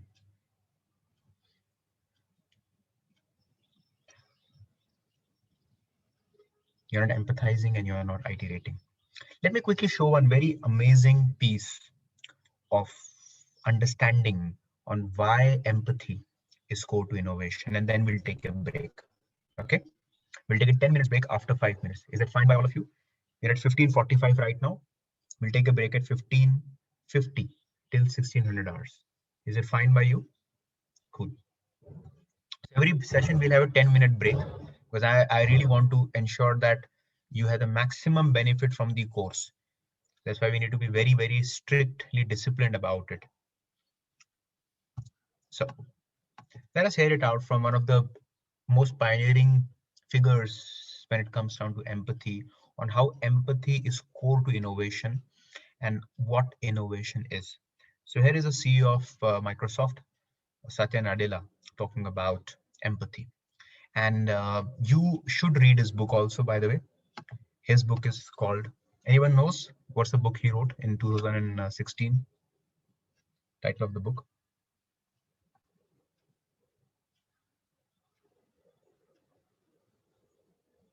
Hit refresh. Very good, Srini. Hit refresh by Satya Nadella. So far I have given you 3 books: Hit Refresh, Thinking Fast and Slow, and Where Good Ideas Come From. And as I promised you, you will get 20 book names by the end of the program. And the idea is to make you sufficiently guilty that if you don't buy the books, it will be a challenge for your own self in terms of continuous development. So let's hear it from Satya. Your first child was born with cerebral palsy. He is now 21 years old. So how did you realize that was going to change your life, and how have you dealt with that issue? Yeah, even I was 29 years old when Zane, our son, was born, and if you had even asked me maybe even an hour before he was born what was going through my head, it was all about, oh, is the nursery going to be ready? What's going to happen to our weekends now we have a son? And when will Anu, my wife, get back to a job, and so on. But obviously everything changed that night. He was born because of an undetected in utero distress, asphyxiation, with severe brain damage, and that led to cerebral palsy, and he's quadriplegic now. The first, I would say, David, maybe even 2 years or more even, I was more about like, why did this happen to me? What happened to us? And all of these plans that I had are now all been thrown up in the air and changed. Whereas Anu, my wife, what came naturally to her as a mother was, she said, okay, I'm not going back to my job. I'm going to really care for my son, drive him around for the, therapy after therapy. And I watched that. Without schooling me, I got schooled. That nothing happened to me. What happened was to my son, and that it was time for me to understand that, realize that, see life through his eyes, and then do my duty as a father. That, to me, perhaps, it didn't come in one moment. It's something that I think took time. But as I figured it out, it changed me, both as obviously a parent, but also who I am today and how I approach everything. Now, your wife was trained as an architect. That's right. And she's given up doing that for a while. That's right. Now, you have 2 daughters. One of your daughters has severe learning disabilities as well. And how did that affect you and your wife? In fact, one of the things that happened because of our son was we built up a tremendous community of people, whether this was the therapists or other parents with, of children with disabilities. And so we were involved in that community. By the time our youngest daughter came into our lives, I must say we had the richness of this community to support us. And it turned, when we recognized very early on, and Anu and I, and Anu in particular, was very quick to realize that she will need additional help. And so we found this school actually in Vancouver, BC, which was all around neuroplasticity. The idea was you can train your brain to learn, so instead of compensating. And so we decided that, you know what, we're going to move the family to Vancouver. Zane was going to stay with me in Seattle. My daughters and my wife were going to live in Vancouver. We were going to commute again over the weekends. But the thing that all, quite honestly, that is where it came all naturally to us, because in some sense, Zane had taught us what it takes to give people with disabilities the best shot. And so it's something that we took on. And your son lives with you now? Yes. And one of the qualities that you say you got from all this was empathy, and that the result of having empathy made you a better CEO and a better person. Is that fair? Yeah, in fact, when I look at empathy, and most people think empathy is just something that you reserve, for your life and your family and your friends or what have you. But the reality is, I think it's an existential priority for a business. Because if you look at it, like, what is our business? Our business is to meet unmet, unarticulated needs of customers. There is no way our innovation to meet unmet, unarticulated needs is going to come about if we don't listen. Not just listen to the words, but don't go deep to understand what the needs are behind it. So I think empathy is core to innovation. And life's experience, if you listen and you learn from, teaches you. I wouldn't claim, as I've sort of even talked about it, with any innate capability of empathy that I was born with. If anything, it's life that has taught me. And if anything, my pursuit is every year, is there growing sense of empathy for people around me. So guys, that is Satya Nadella for you, where it talks about how his life experiences made him into a more empathetic person. I don't want to belabor this particular point, but what I would definitely want you to think about is how instead of looking at adversaries destroying you, you have to look at how adversaries can make you strong and make you more empathetic. And don't think of empathy as a sign of weakness, indecisiveness, and necessarily a feminine trait, but think of empathy as the way in which you can understand somebody's stated and unstated needs. So here's the time for us to take a short break. So we're at 15:52. Let us take an 8 minutes break and we resume this session at 1600 hours. Thank you so much.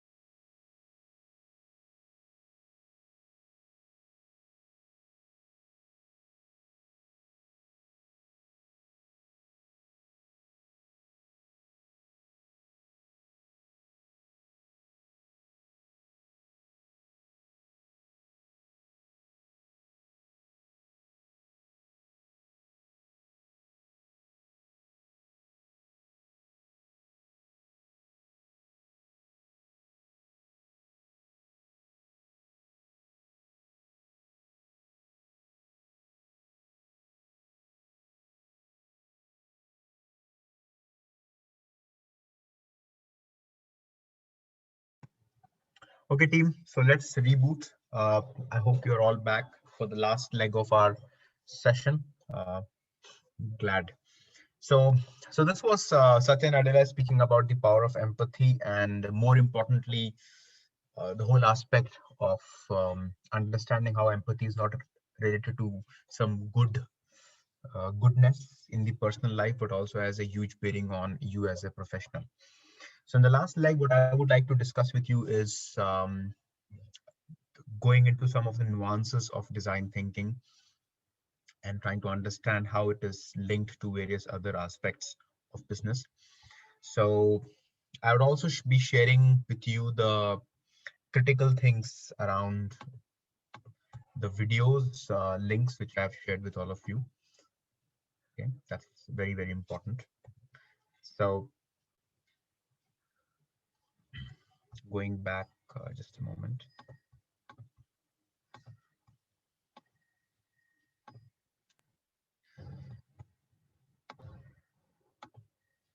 So in essence, design thinking, as we understand, is nothing but a series of divergent and convergent stages.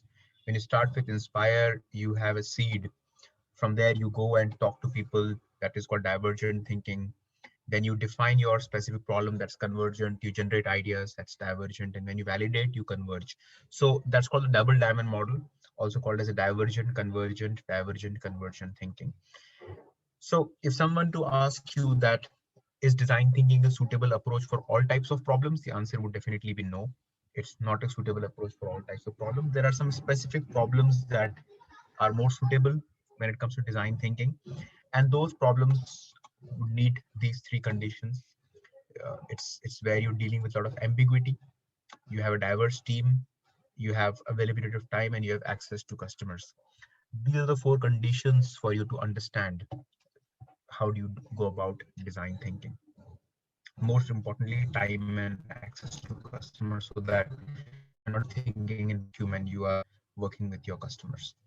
Coming down to the way we look at design thinking problem solving, the whole premise is that instead of going from one problem to one solution in a straitjacketed fashion, in design thinking, what we try and do is we first of all generate choices, which is called divergent thinking, and then we make choices, which is called convergent thinking.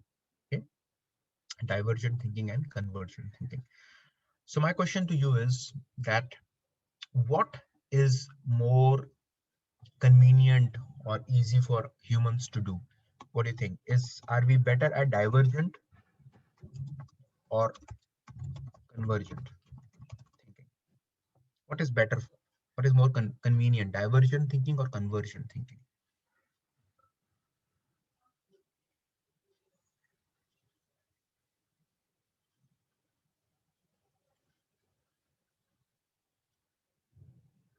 Okay. So to understand this thing a little better, let us do a small exercise. And this exercise will help you yourself understand what is your dominant way of thinking. Is it divergent or is it convergent? Right? Would you be interested in doing a small experiment to understand your dominant way of thinking, divergent or convergent? Will that excite you? For that, you would have to switch on your cameras, all of you. Please switch on your camera.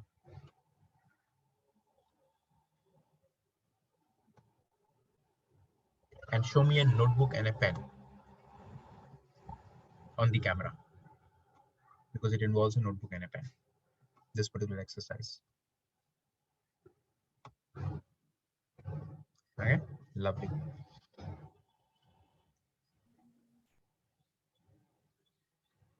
So keep your cameras on for the duration of the exercise. Cool. The exercise is very simple. Exercise involves you to do, this is a classic test of divergent thinking. It's a classic, very classic test of divergent thinking, and it's been time tested mechanism.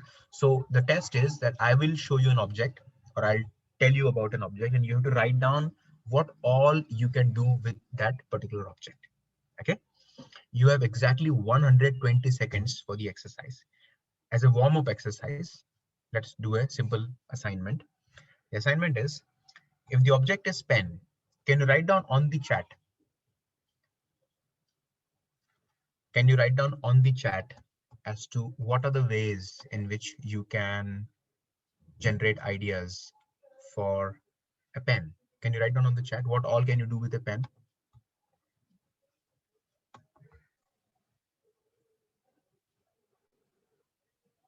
On the chat, can you write down what can you do with a pen? Scratch your hair, writing, drawing, mic, pen fight. The key is that ideas do not have to be necessarily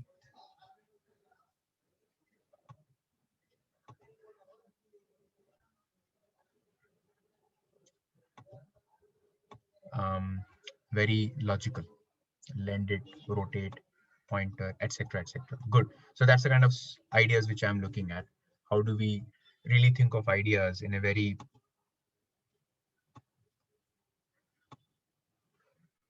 creative fashion? Cool. Now we are good. Having said that, here is the actual test. So this was a warm-up exercise. The actual test starts now. So in the actual test, you are supposed to be looking at case, and you do not have to write anything on the chat. It will be a radio silence on the chat. You have 120 seconds. You have to write 15 users, okay, in your notebook. Nothing on the chat. If you're all ready, give me a thumbs up.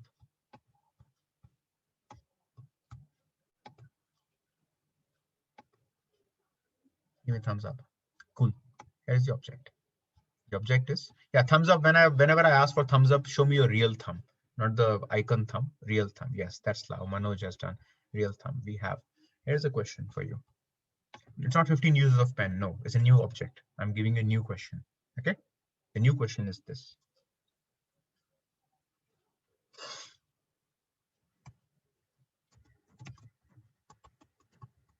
I'm writing the question.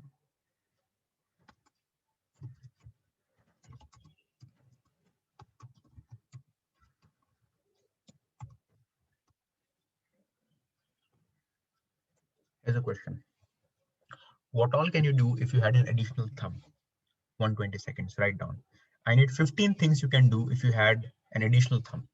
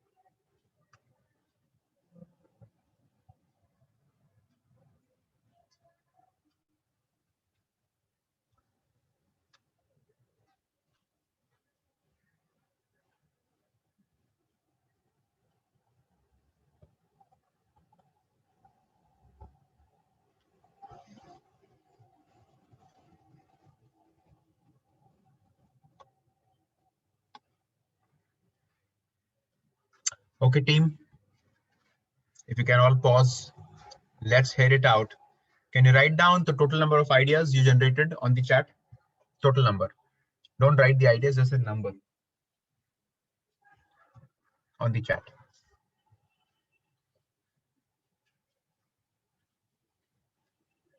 Anand has 14, Michael has 17. That's amazing, guys. Lavanya has 14. Michael, I think you would have to now go ahead, Mike. Please unmute and share your ideas with all of us.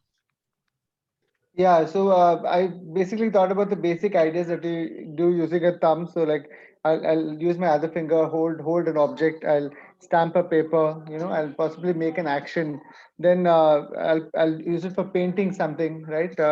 I'll twist another finger, right? So that's when my creative mind started getting a bit active, and I thought I can move it up, down, left, right, doing different directions in 4 directions.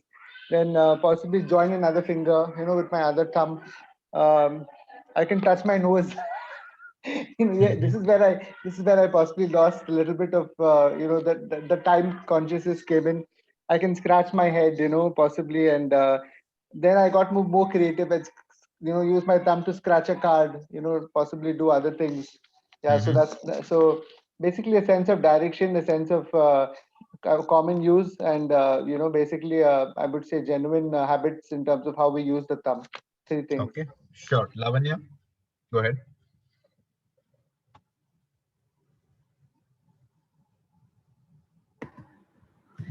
Okay, so I can show 2 thumbs up. Master archery, try holding the sushi stick better, freak people out, better strength when I hold things. Try and do the 6-bottle challenge where you hold 6 bottles on one hand. Extra finger to carry bags, extra jewelry, make it a style statement, probably give thumbs up a run for their money, become a TED speaker, work with other people with such, I would say with such gifts, become a motivational coach, and the best thing of all of this is that I can text faster. That's interesting, texting faster. Anand, any quirky one? Oh my God, I'm too paranoid to say all these aspects on the screen. Absolutely, no worries. Okay, so the first thing is that I can finger more. And so pardon me, please, I can finger more. I can hold myself upside down with the help of the 6th finger as the base. Then I can have 2 arrows or 2 guns to be used at one shot, because I have only one finger as one thumb as of now. I can use it to make a hole. I can fly 2 kites at one single point of the time, actually 3 kites with the 3rd thumb. I can use it to make a compass to give the directions as X and Y. I can become, like Lavanya said, become a center of attraction for a TEDx speaker or something. Then I can use it to text it more frequently. I can use it to place things on it. Then I can use it to play more PS2 games, Xbox games, because I have 2 fingers to hit and bull. Then I said, like Michael have mentioned, I can use it much for scratching. In that case, it will give me a better strength to do that. Relief. Sorry, once again. And I can make, I can write much more faster because I have the another thumb to hold the pen. I can, finally, I have mentioned it, that I can kill somebody with the extra thumb. Wow. Sorry guys. Very good. Fantastic. So now my question to you is, think about this for a moment, that the time was same, the question was same, yet couple of you could barely manage 3 ideas, and yet others went till about 17, 18 ideas. Where is the difference? Can you think of it? Where is the difference? Is it a difference in IQ, or is it something else where the difference is? Can you think of, can you write down on the chat, where is the difference coming from in the total number of outcomes? So as it turns out, some of you are more of a divergent thinker, others are convergent thinkers. Some are more liberal, others are not as liberal as you would like to be. Open-minded, associative. So here is a very interesting way of looking at it. And my question to you is this: do you think creativity can be measured? Yes, no. What we just demonstrated is creativity is about diversion. Now you are ready, okay, to switch off your cameras if you wish to. I have no objections with that. Do you think creativity can be measured? Yes, no. What do you say? It can be. And if it can be, would you like to know how creative you are scientifically? Will that test excite you? Yes, no. Yes. So Hema says a double yes, which means she's excited. No. Let's do a test of creativity, shall we? The only risk with this test is that everybody else will know how's your creativity. It's not a private test, it's a public test. Are you okay to take that? Just like what we did right now, everybody would know. So we understood some of you are very convergent thinkers, some of you are very divergent thinkers. And the more divergent thinker you are, the better is your creativity. That's the rule of thumb.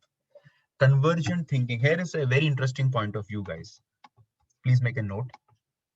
Intelligence is about convergent thinking. Okay.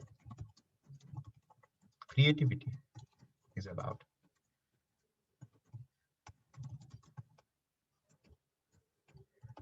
divergent thinking. Intelligence is about convergent thinking. Creativity is about divergent thinking. Are you all with me on this understanding? That's the difference between intelligence and creativity. All of you know intelligence can be tested. What is the test called? IQ test. Now I'm going to tell you how creativity is measured, and the test of creativity is called as RAT. R-A-T. RAT.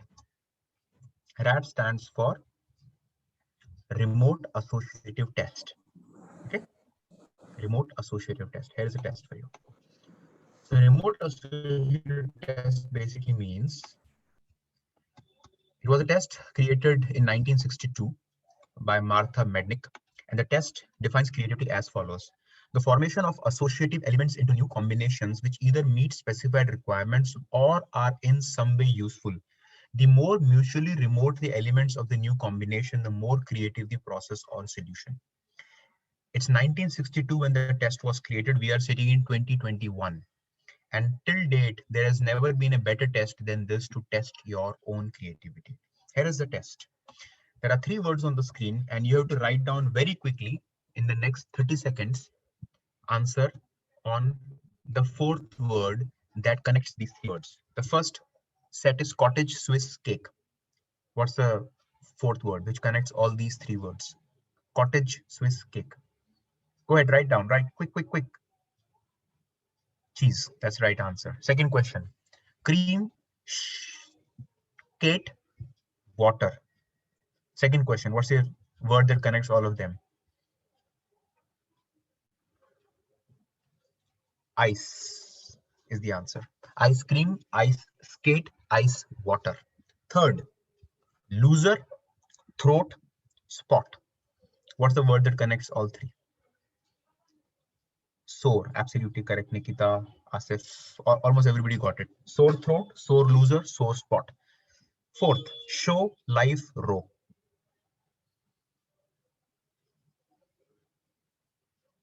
Lifeboat, life, yeah, boat is the right word. Last one, night, rest, stop.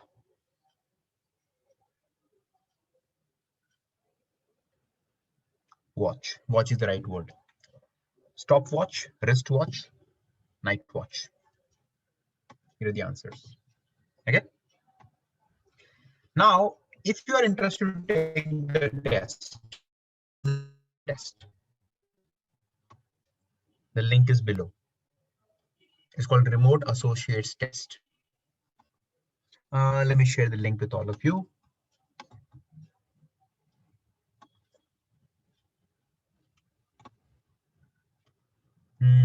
Here's a link.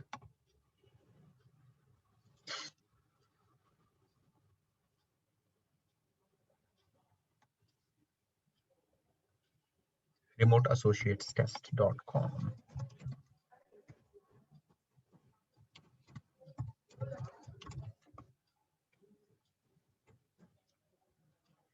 Okay, guys, so take the test and you will get to know whether you are creative or not. The point about creativity is that creativity is all about connecting the old in a new way, connecting the known in an unfamiliar way. That is all about creativity. And again, increasingly, the fact emerges that creativity can be increased, creativity can be tested. So this was a simple example of testing your creativity. I took you to two cases. The first case was divergent thinking test. Second is called remote associates test. So there are two ways to test creativity: divergent thinking test, and the second is called remote associates test. Okay, that's how you test your creativity. Would you be interested to understand how to improve your creativity? The test only tells how creative you are. Would you be interested to know how you improve your creativity? Because that's going to be very useful for design thinking. To be a good design thinker, you need to be more creative. There is no way that you can be a good design thinker without increasing your inherent level of creativity. Will that excite you? Okay, there is a very simple way to increase your creativity. The best way to increase creativity is to embrace diversity. Diversity of thoughts, diversity of opinion, and more importantly, diversity of multiple affiliations. So here is a very interesting case study. So many years back when I used to work in Wipro, which was in 2007, I met this gentleman by the name Douglas Solomon. So Douglas Solomon was the chief technology strategist of a company called IDEO. And I happened to interview him when he was in Bangalore, talking at one of the CII innovation summits. And I quizzed him that when you were at IDEO and before that when you were at Apple, what was your hiring strategy? And he says that our hiring strategy was very simple. We looked at people with multiple affiliations. So the question that they ask in the interview is, usually the question that we ask in the interview is, who are you? Okay. So in IDEO and in Apple, the question is not who are you? The question is the voice okay, Hema? Are we good now? Can you hear me clearly? And that's the reason I'm also typing, because many times the voice might get lost. But right. So instead of asking the question, who are you? The right question to be asked is, who all are you? Who all are you? That's the right question to ask. Which means, how do you pack your life with multiple affiliations? As many variations as you can. So for example, if you look at a person who is an architect, plus he is a cyclist, he does painting, he also does cooking, he's learning programming, he's into, blood donation camp organizing, and plus he works in an organization. That kind of a person will be far more creative than a person who is just an architect. So the more number of variation you can bring to your life, higher will be your ability to connect the disparate domains that you will be exposed to. And that is what we call as multiple affiliations, or what we call as a T-shaped personality. So who is a T-shaped person? A T-shaped person, by the way, is a person who has a very significant depth in a given domain, which is called expertise. Your expertise is non-negotiable, huge expertise in a given domain. But the person also has a broad perspective in life, and that's called empathy. Your empathy is so broad that you are able to connect very seamlessly across different disparate domains. That is empathy and expertise. Okay. Empathy allows you to connect with people more seamlessly, and expertise allows you to understand the problem more seamlessly. Now, here is a statement which I'm wanting to write down, and please read the statement and let me know if you think the statement makes sense. And if it does, please make a note. The statement is,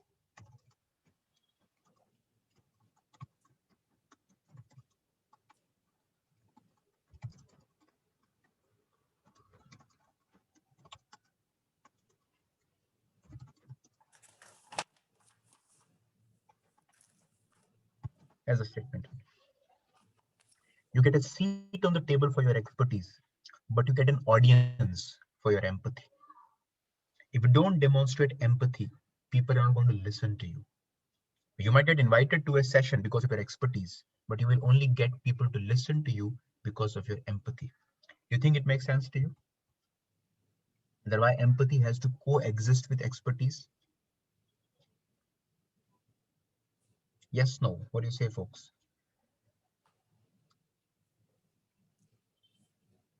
Very, very important to have empathy in life. Without empathy, people will not listen to you. And only through empathy, you will be able to really go down under and understand people's needs. Now, most of us, whenever you do any training program, right, or you read a book, or you sit in a lecture, or you attend a meeting, what are you trying to develop in that meeting? Are you trying to develop more expertise in a domain, or are you trying to develop more empathy? What's your natural tendency?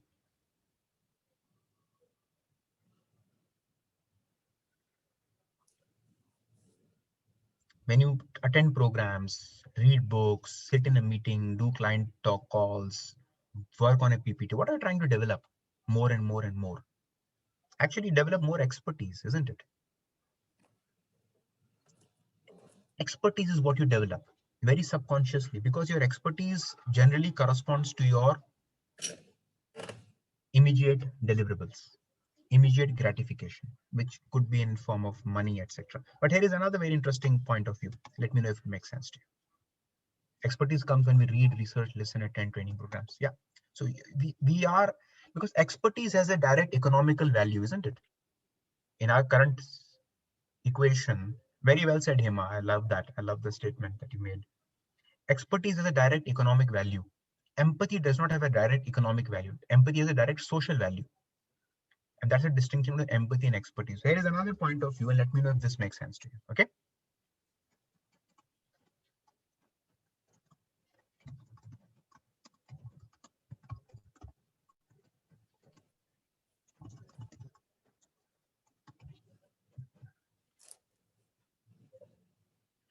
You get paid for your depth, but you get promoted for your breadth. Does it make sense? You get paid for your depth, but you get promoted for your breadth. Unless and until you have a perspective in life, you have breadth in your life, you would never be able to overcome your own inhibitions, add a tremendous amount of value. And that's why you need to attend these programs. You would realize that the reason I look forward to these programs is for a very selfish reason. My selfishness comes because while you may have a single teacher, I have 36 of them. The amount of learning which I get while teaching you, while going through your respective projects, while mentoring you is so huge that on the contrary, I should pay you money. And that's how we get rich perspective. Tomorrow, I'll be taking a course with IIM Lucknow students on business model canvas. There are some 140 students tomorrow that I'll be teaching. Imagine the kind of perspective which I'll be getting, talking at a very, very different topic to all of them, and henceforth and so on. And that's a lovely way in which you learn. So you need to broaden your empathy. And the best way to have multiple affiliations and a T-shaped personality is to hone hobbies. Hone hobbies, or what we call as a polymath. Anybody knows what's a polymath? Who is a polymath?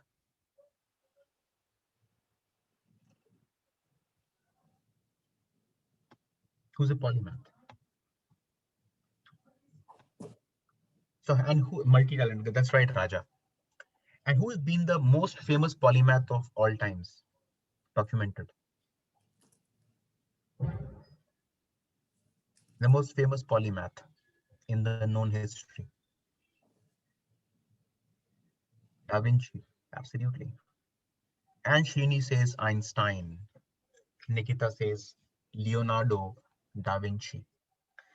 Walter Isaacson very recently wrote a book on Leonardo da Vinci, who lived till about 67 years of age in Florence, Italy. Charlie Chaplin, I would not disagree. Nikola Tesla is another one. So let us understand one of the most amazing polymaths of the last century. Albert Einstein. The beauty about Albert Einstein is that many of you may be aware but may not have thought about this very seriously, is that Albert Einstein was a very, very amazing violin player. Anybody knows at what age Albert Einstein died? Take a shot. At what age he died? 83? 80? 70s? Yeah, 70s is the right answer. I think he died at the age of 77 or 76.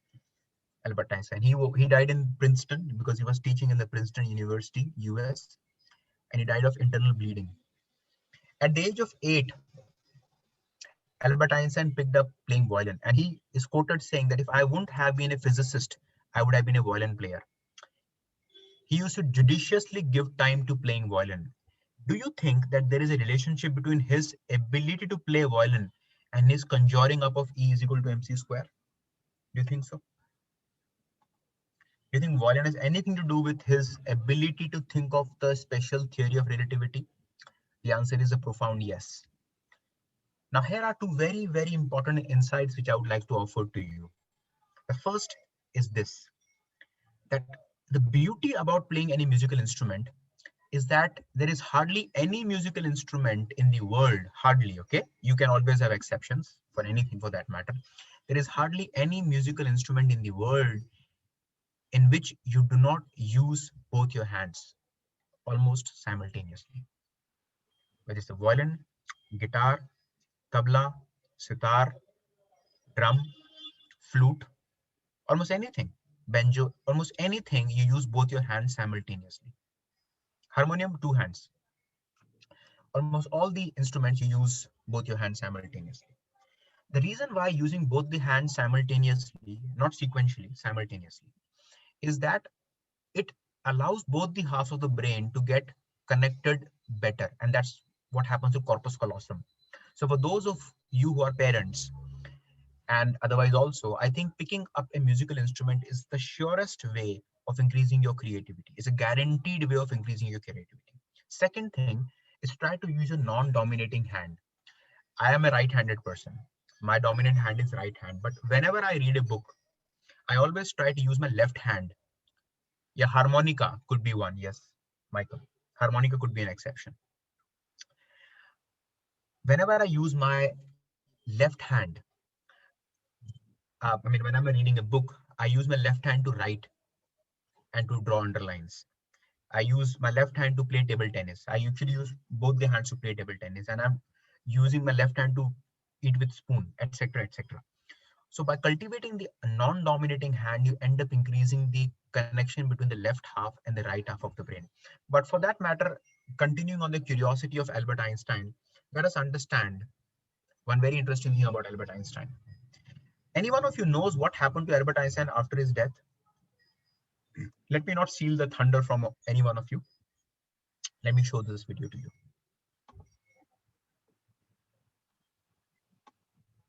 I want to talk about it. I want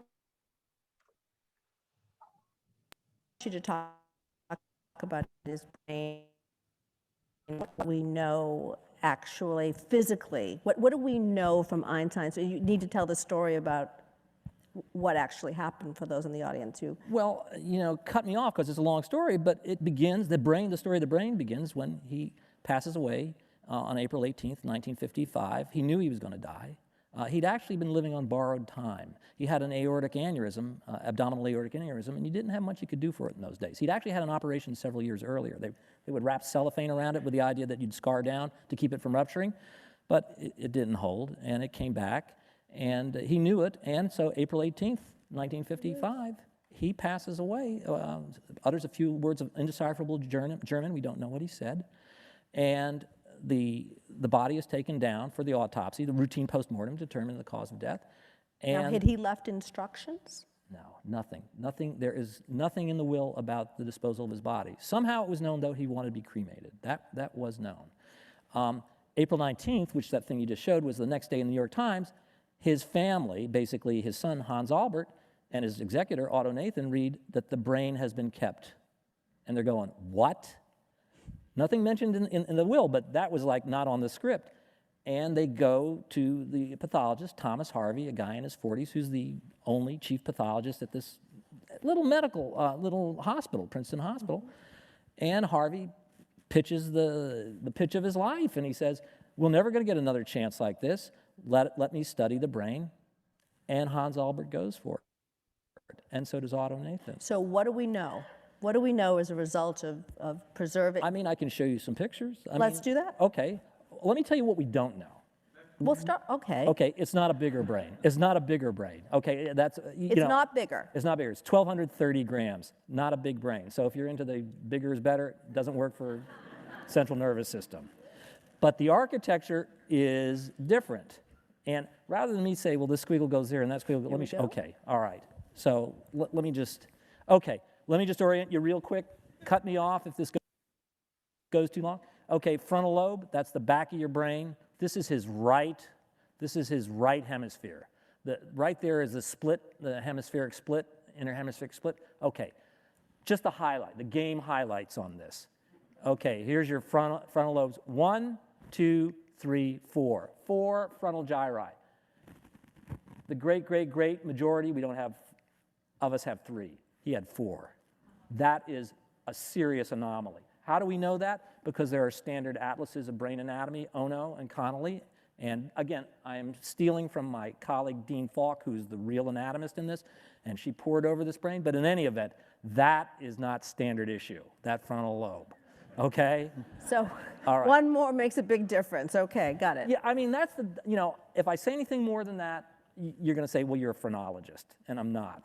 All I can tell you is the brain is different, and the guy was a genius. That's all I can tell you. That's not going to get you an A on the final. Okay, go ahead. I know. I'd love to say. Okay, all right. There's your cortical knob, the violin part. See that thing? Cortical knob. That's on the right hemisphere, so that's presumably. What's the knob? Well, call it an omega sign. Call it a kink. The literature calls it a knob. You see, it's that little. I'll show it to you better, but that little U-turn there. Yeah. That's not standard issue. And there's stuff we don't even know. This is a diagonal sulcus. Here, there's no name. I talked to Dean Falk, emailed her this morning.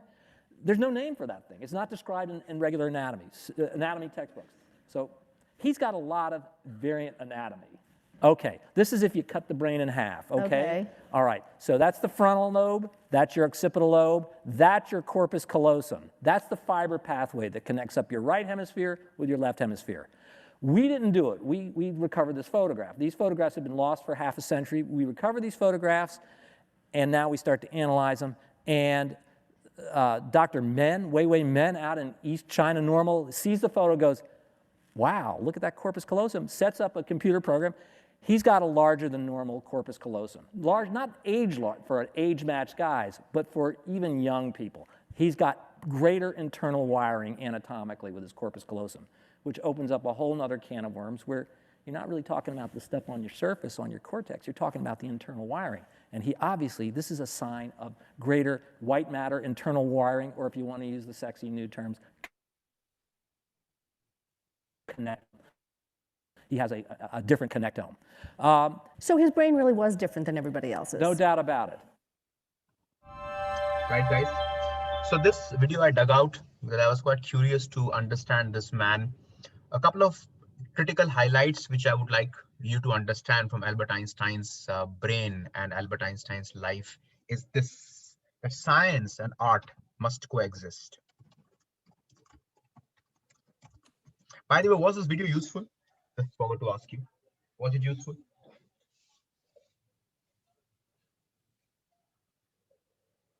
Yes, no? I would encourage you to spend a little bit more time understanding some of these epic people.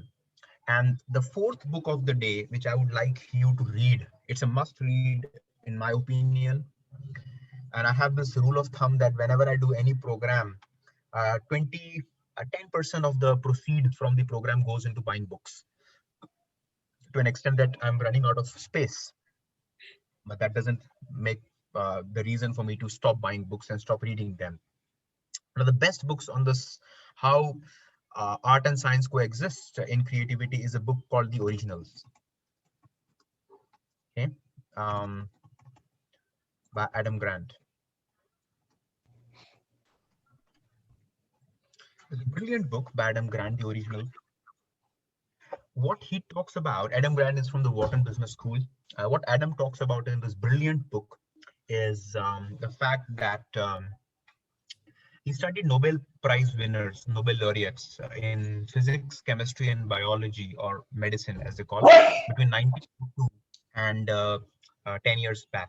And he realized that, you know, a disproportionate number of Nobel Prize winners, or almost all of them, are 12 times more likely to have an artistic hobby, okay, than their counterparts. So there are two people in a chemistry lab. One of them won the Nobel Prize in chemistry, other one did not. The one who got the Nobel Prize in chemistry was 12 times more likely to have an artistic hobby. Like Richard Feynman. Richard Feynman was a drummer, right? He was a drummer. And he used to say that whenever I go in a pub or a bar to do drumming, they forgot to mention that I won a Nobel Prize in physics. They introduced me just as a drummer. That was the kind of passion he had for drumming, and henceforth and so on. So the point which I want to make here is that if a Nobel Prize winner can afford to play the drum and master the drum, play a violin and master the violin, are you suggesting that you're too busy to pick up a musical instrument or to pick up a hobby, or maybe you are just lame, inefficient or weak? So this is where we need to understand the importance of having multiple affiliations. So long story short, the key which I want to leave you with for today's session is creativity. You need to first of all have a clear head. What I mean by clear head is ability to think clearly, to make decisions clearly, and to not regret about your decisions. You need to have a deep heart. And what I mean by having a deep heart is your ability to really, really empathize with people whose problem you wish to solve, parking your own judgment, parking your own decisions. And the third thing is you need to have a thick skin that allows you to take criticism. Because trust me, you folks, all of you, that if you are not willing to take risk, if you're not willing to face embarrassment, and if you're not willing to sort of learn to kill your own darlings, you would pretty much not be able to come up with any genuinely creative idea. So let me invite all of you, all 33 of you on the call right now, to pick up out of a clear head, a deep heart, and a thick skin. Which one do you think is particularly your weakness? Go ahead on the chat. What's your weakness?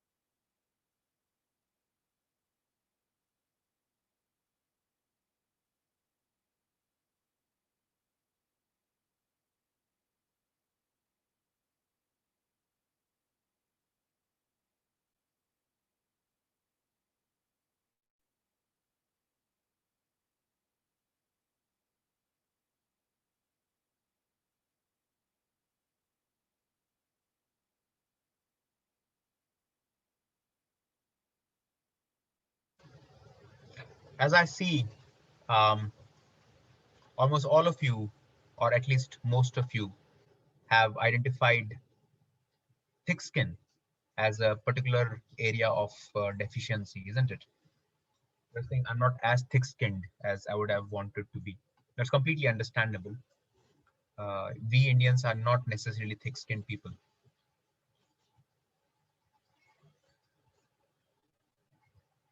So empathy allows you to be deep hearted. Now, here's a question for you. You have interacted with me for the last almost 3 hours now. Started raining in my part of the city quite badly.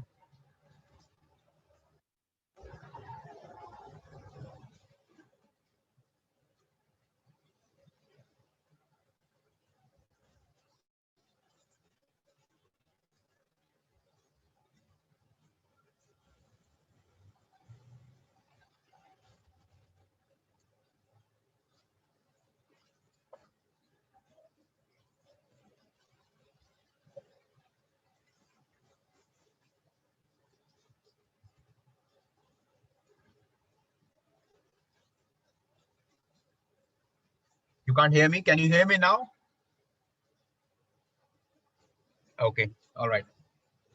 So what I was suggesting is that you have known me for 3 hours now. If you have to pick up, answer this question to me, that do you think it is possible to balance deep heart and thick skin? Is it possible to balance deep heart and thick skin? You say.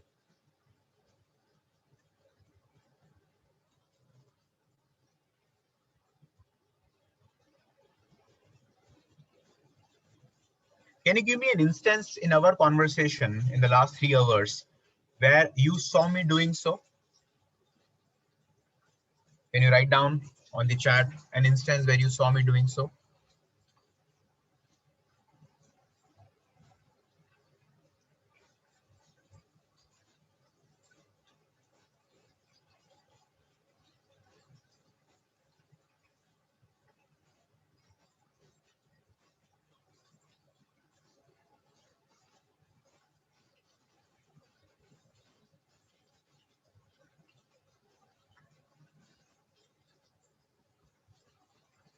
It definitely requires practice.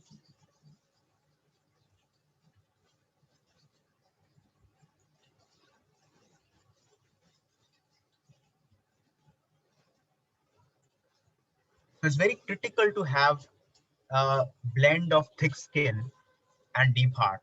So let me leave you looking into the chat is a deep heart. Okay. Time consciousness is a thick skin. And why is it that you are able to balance a thick skin and a deep heart? Because you have a, what's the secret of balancing thick skin and deep heart? Because you have a clear head. So actually it's the clear head that ties it together, isn't it? One of the rules of my engagement has always been this, that when you enter into my class, you're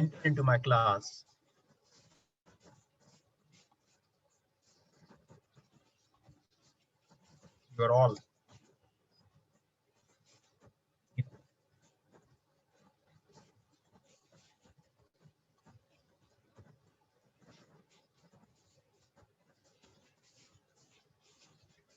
so when you enter into my class, you are all equal. And when you leave my class, you are all, it says raining quite heavily here. So that may be the reason why there might be some sound challenges.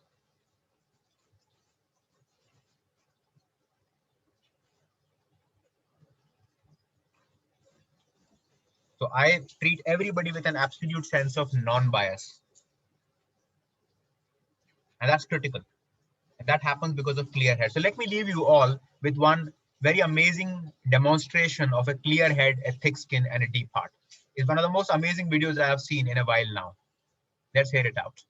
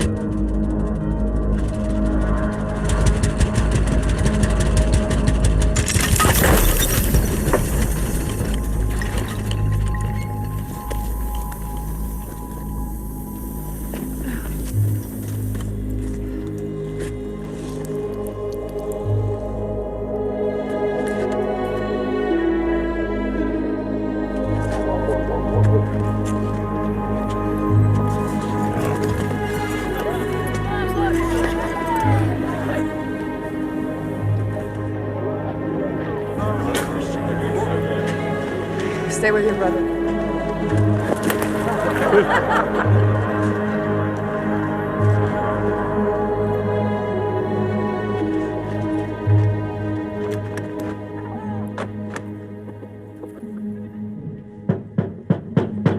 Hello?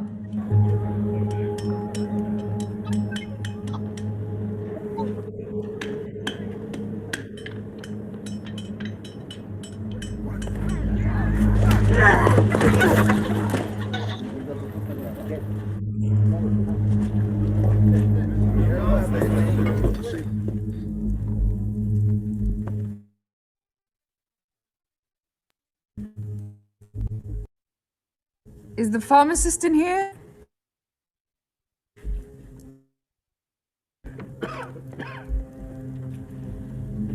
I'm looking for 10 liters of Legroin. You won't get those stains out of that dress. Better buy a new one. It's not for my dress. It's for my carriage. Are you trying to poison your horses? Do you have 10 liters or not?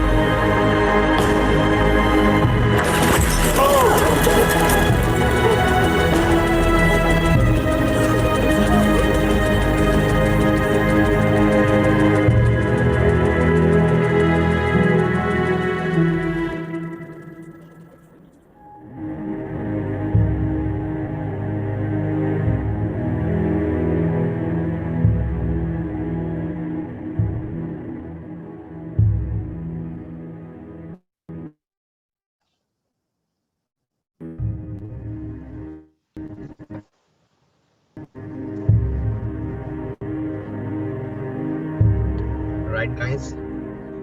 So that's what happens when you know your purpose. If you know your purpose, you can cajole your thick skin and a deep heart and a clear head. So it all starts with clear head, clarity of purpose. Because one thing that I need to submit to all of you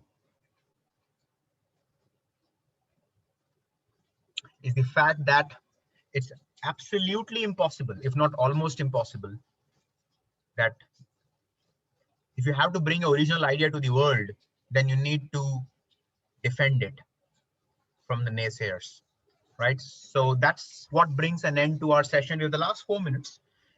And in the last 4 minutes, what I would like to do is to ask each one of you to write down on the chat, what's that one thing which you learned today? And don't forget to send me your addresses on the email. What has been your most important learning in the day today? Please write it down. Thanks, Hema. Appreciate that highly. Please write down, all of you on the chat, what did you learn? And don't forget to maintain a notebook. If you don't maintain a notebook, you will regret. Trust me.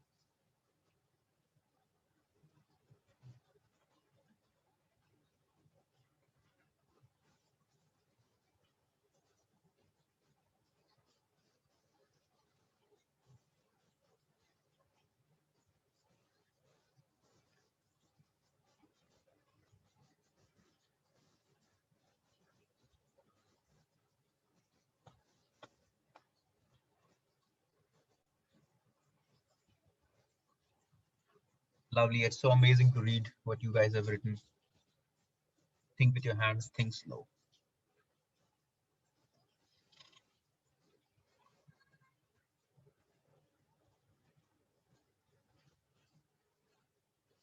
You get paid for your depth, but get promoted for your breadth.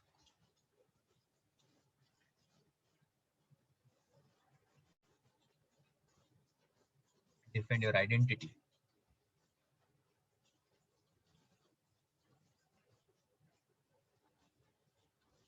Clarity of thought, breadth and endurance. Embrace diversity.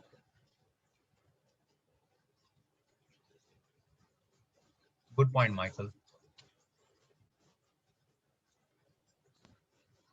Science with art to adhere, where you write with your hands. Empathy can draw an audience.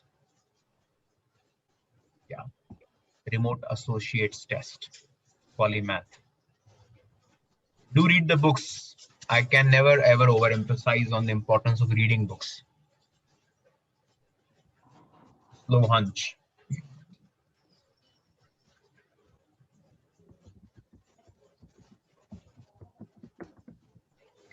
So by now and the next session, which happens to be on the 28th, the next session is not on the Saturday, it's on the Sunday. Because I have some other engagement on the Saturday. So by then you would have your book. So here's the homework, folks. Don't miss out on the homework. The homework is, here's the homework. Read the first 4 chapters of the book. Okay.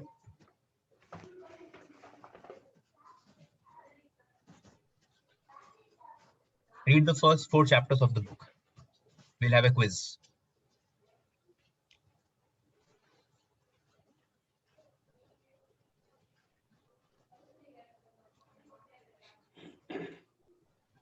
No. Only design your thinking book. Okay. Only one, design your thinking book. Sandeep, only the book, design your thinking. Don't have to read any other book right now. The first 4 chapters of the design your thinking book you have to read. Because the next session builds on those first 4 chapters. Am I clear on this expectation, guys? We are at 5 p.m. If there is no more query, I would like to thank NHRD team for this wonderful platform that they have created, all the efforts put in by the backend team. My email ID, here's my email ID.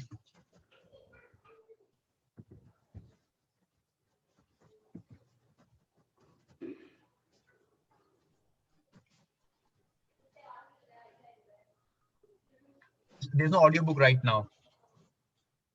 It's only 2 formats, the Kindle and the physical book. One of you would get basis what you choose to get. Okay, thank you so much and have a lovely evening and a good weekend. And do read the book before we meet next time, the first 4 chapters. No, chat windows goes away right now. The moment you log out of the session, chat window gets evaporated. There's nothing left in the chat. Thank you so much.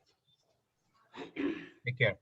Sandeep, the email IDs are always case insensitive.